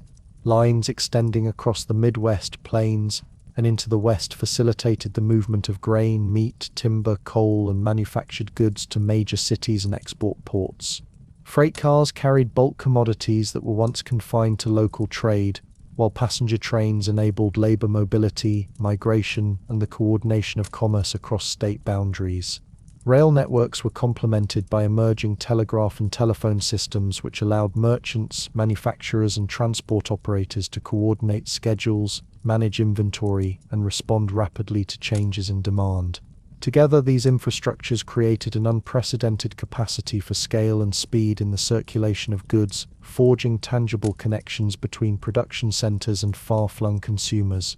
Industrial production, amplified by mechanization and corporate consolidation, was equally critical to the formation of a national market. Factories in steel, textiles, oil, and consumer goods industries produced at scales far beyond local consumption capacity, necessitating distribution to wider markets. Urban centers with their growing populations provided a dense concentration of potential consumers, while railroads and freight systems extended the reach of industrial output to rural towns, emerging suburbs, and regional markets. This interplay between production capability and transport infrastructure allowed manufacturers to anticipate demand, coordinate supply chains, and achieve economies of scale that were previously impossible. The ordinary American, whether living in a city or a rural village, increasingly experienced consumption as part of a broader national system, encountering goods produced hundreds or even thousands of miles away, yet made accessible through industrial networks.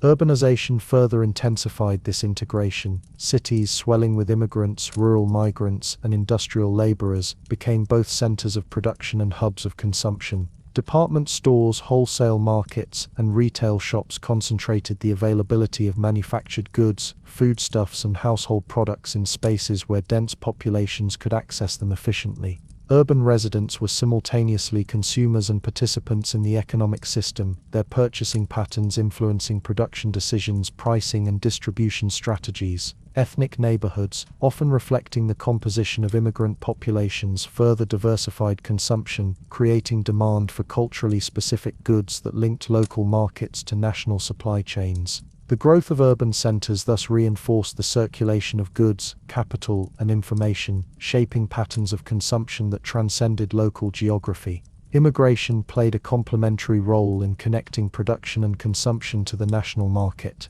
Millions of newcomers, arriving from Europe and beyond, provided labor for factories, mines, and transportation networks, while also creating concentrated consumer bases in urban neighborhoods. Immigrant families, often living in tenements, purchased food, clothing, tools, and other necessities within their communities, but their consumption patterns were increasingly tied to the larger economy through industrial distribution networks and retail structures. Ethnic markets, chain stores, and specialty shops emerged to meet the diverse demands of these populations, demonstrating how cultural diversity interacted with economic integration. In this way, the influx of immigrants not only supplied labor, but also actively shaped the patterns, geography, and rhythm of the national market. Agriculture, though traditionally localized, was also transformed by these forces. Farmers in the Midwest and Plains now produced for distant markets, shipping wheat, corn, meat, and other commodities via railroads to cities and export points.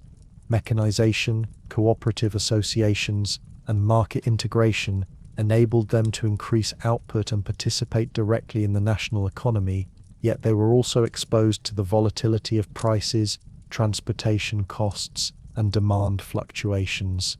Regional differences persisted, but even remote farming communities were increasingly connected to the broader currents of industrial production and urban consumption.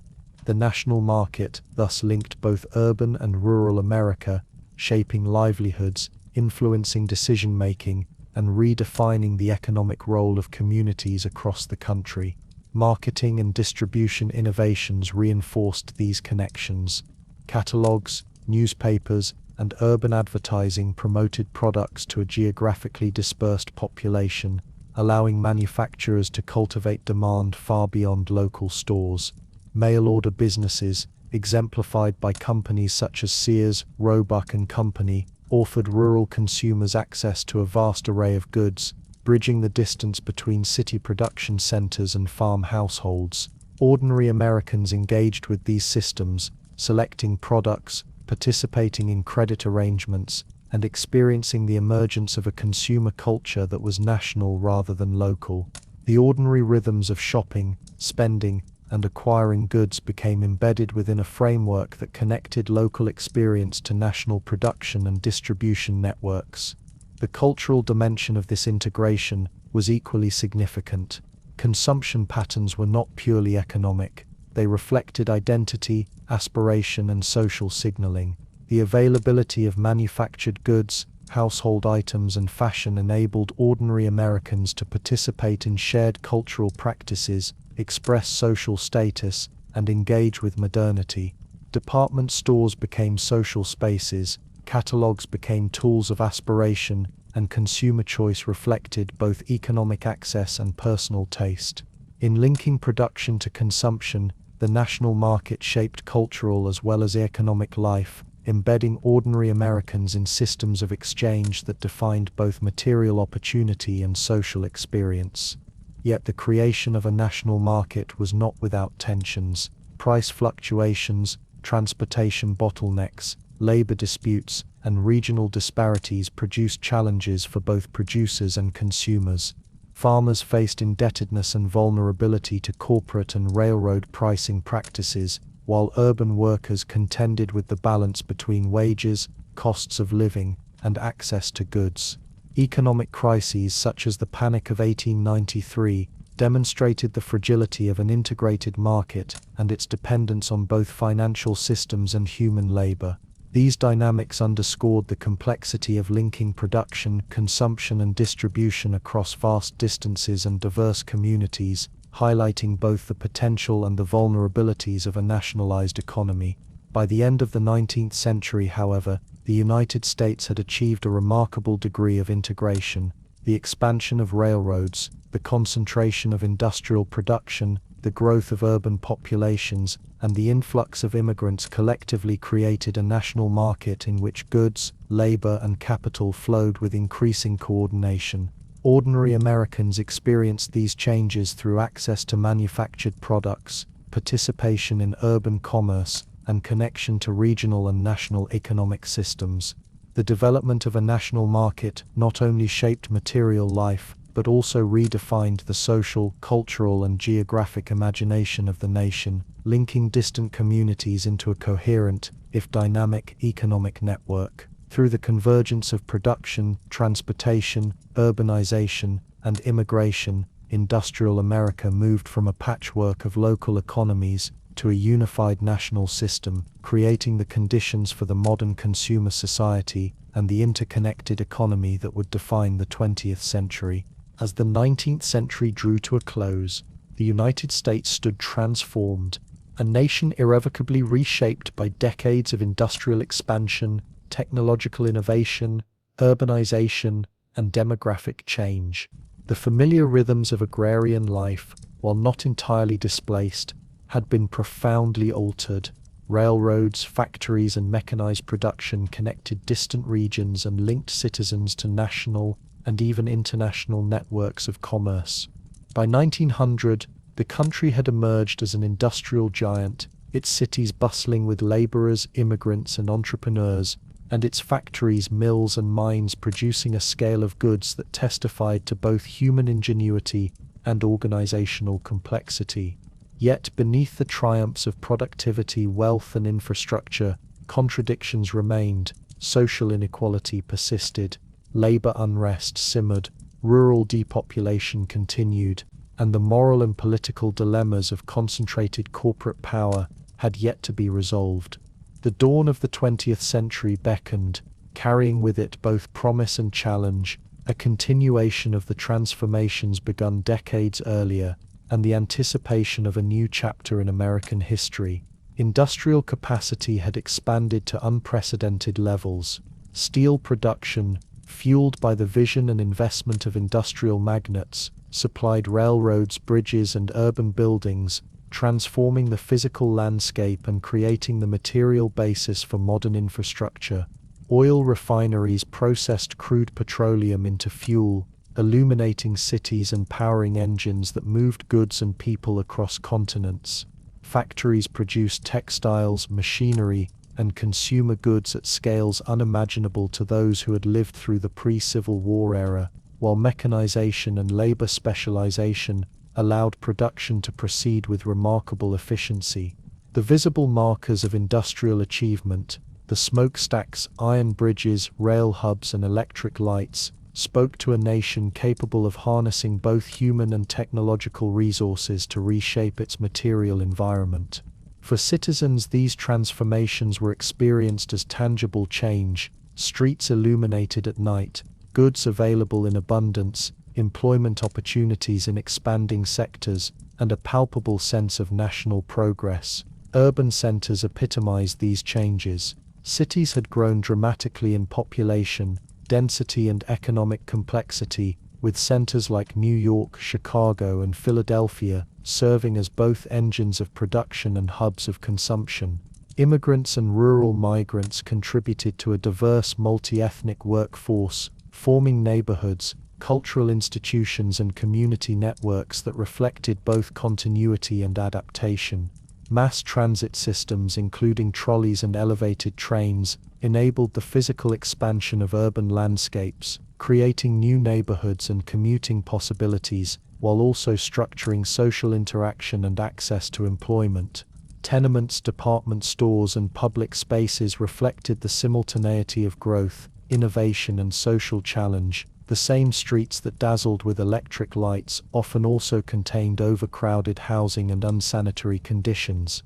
Cities were the concentrated expression of industrial America, exemplifying both opportunity and tension, aspiration and inequality.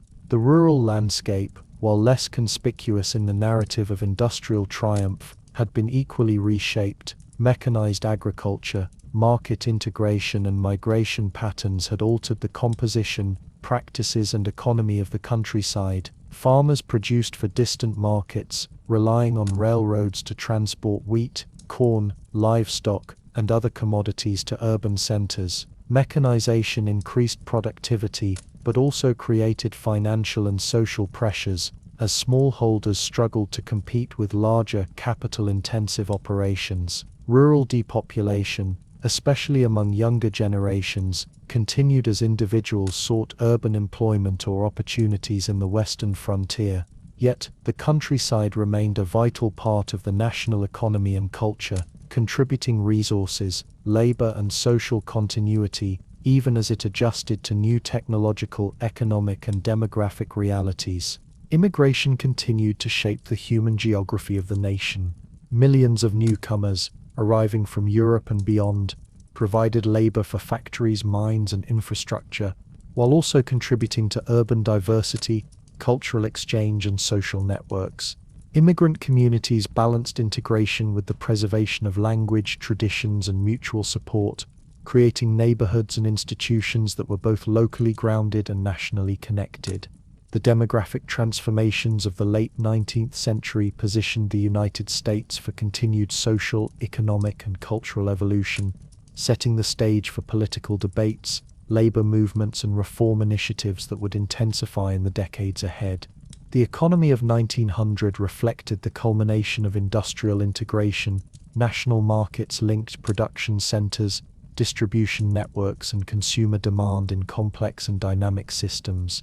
Railroads, telegraph networks, and emerging communication technologies facilitated coordination across vast distances, enabling goods, information, and capital to move efficiently.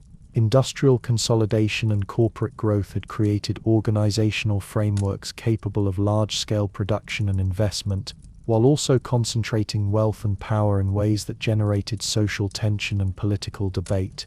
Ordinary Americans, whether laborers, farmers, or consumers, participated in this system in ways that reflected both opportunity and constraint, shaping consumption, production, and social mobility, while negotiating the inequalities inherent in concentrated industrial power. Yet the contradictions of this era were unmistakable. Economic disparity remained profound. Industrial magnates amassed fortunes, urban laborers faced long hours and low wages, and rural populations navigated fluctuating commodity prices and technological pressures. Labor unrest continued, with unions and strikes asserting the rights of workers even as industrial expansion proceeded at a relentless pace. Political and social institutions struggled to balance economic growth with fairness, regulation, and social cohesion, setting the stage for debates about antitrust law, labor protection, and municipal reform. These tensions demonstrated that industrial triumph, while materially transformative, did not automatically translate into equitable social outcomes. The dawn of the 20th century thus represented both culmination and transition, a period in which the achievements of industrialization were tangible, yet the work of integrating society, economy, and governance remained unfinished. Cultural and social life reflected these transformations. Urban leisure, educational opportunities, and civic engagement expanded in cities, while rural communities negotiated the pressures of depopulation and market integration. Technological advances, from electric lights to telephones, altered domestic routines, communication, and mobility. Consumer culture, increasingly nationalized, created shared experiences and aspirations even as class, ethnic, and regional differences persisted. The ordinary American in 1900 was simultaneously participant and observer in a society that was industrial, urban, technologically sophisticated, and globally connected, yet also marked by inequality, challenge, and negotiation. The political landscape was shaped by these economic and social shifts. Government at local, state, and national levels faced the dual tasks of supporting industrial expansion while addressing its social consequences. Regulatory debates, public reform initiatives, and political mobilization reflected the complexities of balancing growth, equity, and governance. Citizens engaged with these debates both directly and indirectly through civic participation, labor organization, and social movements, contributing to the evolving character of the industrial state. The approach of 1900 thus signaled not merely the end of a century but the opening of a new era, in which the achievements, contradictions, and legacies of industrialization would inform the challenges and opportunities of the 20th century. By the end of the 19th century, America had emerged as an industrial giant, its cities vibrant, its factories productive, and its economic networks expansive. Railroads connected coasts and regions, urban populations were dense and diverse, and technological innovation permeated everyday life. Yet the nation also faced persistent contradictions: inequality, labor conflict, rural transformation, and the moral and political implications of concentrated corporate power. The closing years of the century were simultaneously a culmination of decades of transformation and a prelude to the challenges and possibilities that lay ahead. The dusk of the 19th century merged with the dawn of the 20th, a threshold in which the achievements of industrial America could be celebrated even as the unfinished work of social integration, regulation, and adaptation remained evident. As the 19th century receded and the 20th century beckoned, a quieter, reflective perspective invites one to consider the cumulative transformations that had swept across the United States. Industrial America, in the decades following 1876, had become a landscape of motion, power, and profound change. The country was now defined by towering smokestacks, endless rail lines, bustling factories, and illuminated cities that never fully slept. Yet beneath the visible markers of achievement, the steel bridges, the rail hubs, the electric lights, and the surging populations lay a subtler, more intimate layer of human experience, the rhythms of ordinary life, and the shadows cast by the very progress that dazzled the imagination. In pausing to reflect, one perceives not only the tangible advancements of industry and technology, but also the quiet costs, the unseen struggles, and the human endurance that underwrote the nation's transformation. The lives of millions were intertwined with the ceaseless motion of industrial expansion. Farmers, now part of a national market economy, rose before dawn to tend fields mechanized with steam-powered plows and harvesters, their labor feeding cities hundreds or thousands of miles away. Immigrants, having journeyed from distant continents, navigated crowded tenements and factories, learning new languages, building communities, and asserting their place within the American economy, even as they faced the harsh realities of labor exploitation and social prejudice. Workers in steel mills, textile plants, and mines labored in environments that demanded endurance and adaptation, shaping not only their livelihoods, but also the physical, emotional, and social landscapes of their families and neighborhoods. Each individual, in their daily rhythm of work, rest, and community, contributed to the slow accumulation of national transformation, forming the human infrastructure beneath the steel, oil, and electricity that defined the age. The cities, often celebrated for their grandeur and growth, were also arenas of struggle and adaptation. Urban life pulsated with diversity, ethnic neighborhoods, immigrant enclaves, and labor districts created microcosms of culture, commerce, and resilience. Streets were alive with the clatter of trolleys, the calls of street vendors, and the movement of goods and people, illustrating the complexity of social and economic interconnection. Yet these same streets bore witness to inequality, overcrowding, and the fragility of living conditions. Tenements offered shelter but little comfort, sanitation systems were often inadequate, the city's growth both enabled opportunity and demanded adaptation to conditions that tested endurance. Observing these urban landscapes invites a recognition of both human ingenuity and human vulnerability, a duality that defined the lived experience of industrial America. Rural life, while less immediately visible in historical accounts, also underwent profound redefinition. Mechanization, market pressures, and migration altered the character of farming communities, reshaping their work, their social organization, and their connection to the broader economy. Families negotiated the tension between tradition and progress, balancing subsistence, commercial production, and adaptation to technological change. The countryside, though quieter and slower in pace than the industrial city, was equally part of the national rhythm, contributing labor, resources, and cultural continuity to the tapestry of industrial America.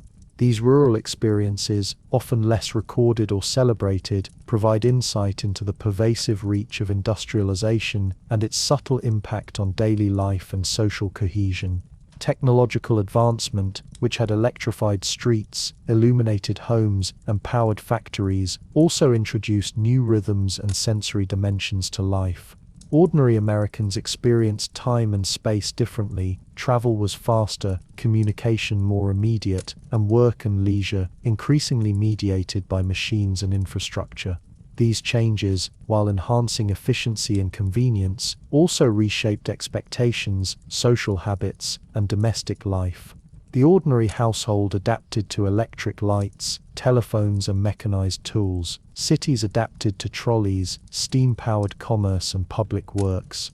This intersection of human life with technological systems produced a world simultaneously familiar and extraordinary, where the pace of change demanded resilience, imagination, and quiet endurance. Yet alongside progress, contradictions lingered. Industrial magnates accumulated wealth and cultural influence, but workers and laborers often struggled to secure fair compensation and safe conditions. Urban neighborhoods expanded but were overcrowded. Rural areas produced for national markets but faced economic instability. Social reform, regulatory oversight, and public consciousness were nascent, emerging unevenly across geography and class. These unresolved tensions were neither abstract nor distant. They shaped the daily lives of citizens, creating a complex interplay of opportunity, struggle, and adaptation. Reflection reveals that growth, though dazzling and transformative, was neither uniform nor complete. It was accompanied by the subtle persistence of human challenge and social negotiation. In considering these patterns, one also perceives the continuity of human endeavor. Across industrial sites, farms, urban streets, and immigrant neighborhoods, ordinary Americans responded to change with resourcefulness, perseverance, and adaptation. labor movements, technological engagement, urban and rural adjustments, and participation in the national economy all testify to the capacity of individuals and communities to navigate complexity and transformation. Even in the face of inequality, social friction, and rapid technological change, human experience remains central to the unfolding story of industrial America. The triumphs of production and infrastructure, while impressive, were inseparable from these quiet, persistent human efforts that sustained the nation's evolution. As one contemplates the cumulative decades from the post-Civil War era to the turn of the century, a sense of measured calm emerges. The pace of life, though intensified by industrial rhythms, was also punctuated by routine, family life, cultural practices, and social bonds that anchored ordinary existence. The nation had become larger, more complex, and more interconnected, yet within that vastness, individual and communal experience persisted, shaping and being shaped by broader forces. Industrial growth and urbanization were not merely abstract processes. They were lived, felt, and negotiated in kitchens, on factory floors, along railroad tracks, and across farmland. Reflection allows the observer to appreciate both the immensity of change and the enduring human presence that animated it. In this quiet contemplation, one can imagine the unfolding of the 20th century as both continuation and departure, continuation of the patterns of industrial growth, technological innovation, and social adaptation, departure in the sense of new challenges, reforms, and global integration that lay ahead. The shadows cast by the achievements of the 19th century, inequality, labor struggle, urban and rural tension, remind us that progress is always accompanied by complexity.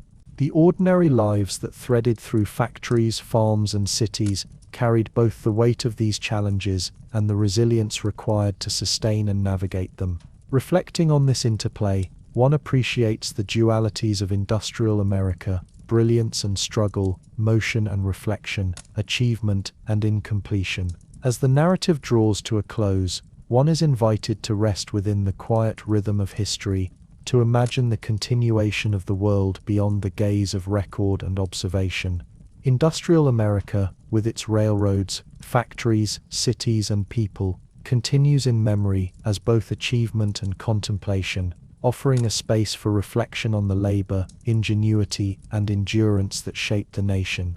The human rhythms underlying technological and economic transformation persist as threads connecting past, present, and future, reminding the listener of both the scope of historical change and the intimacy of lived experience. In the stillness of reflection, the nation's story becomes simultaneously a chronicle of progress and a meditation on the human presence that gives it meaning, inviting a moment of rest, imagination, and quiet awareness. So before you get comfortable, take a moment to like the video and subscribe, and let me know in the comments where you're tuning in from and what time it is for you. It's always fascinating to see who's joining us from around the world.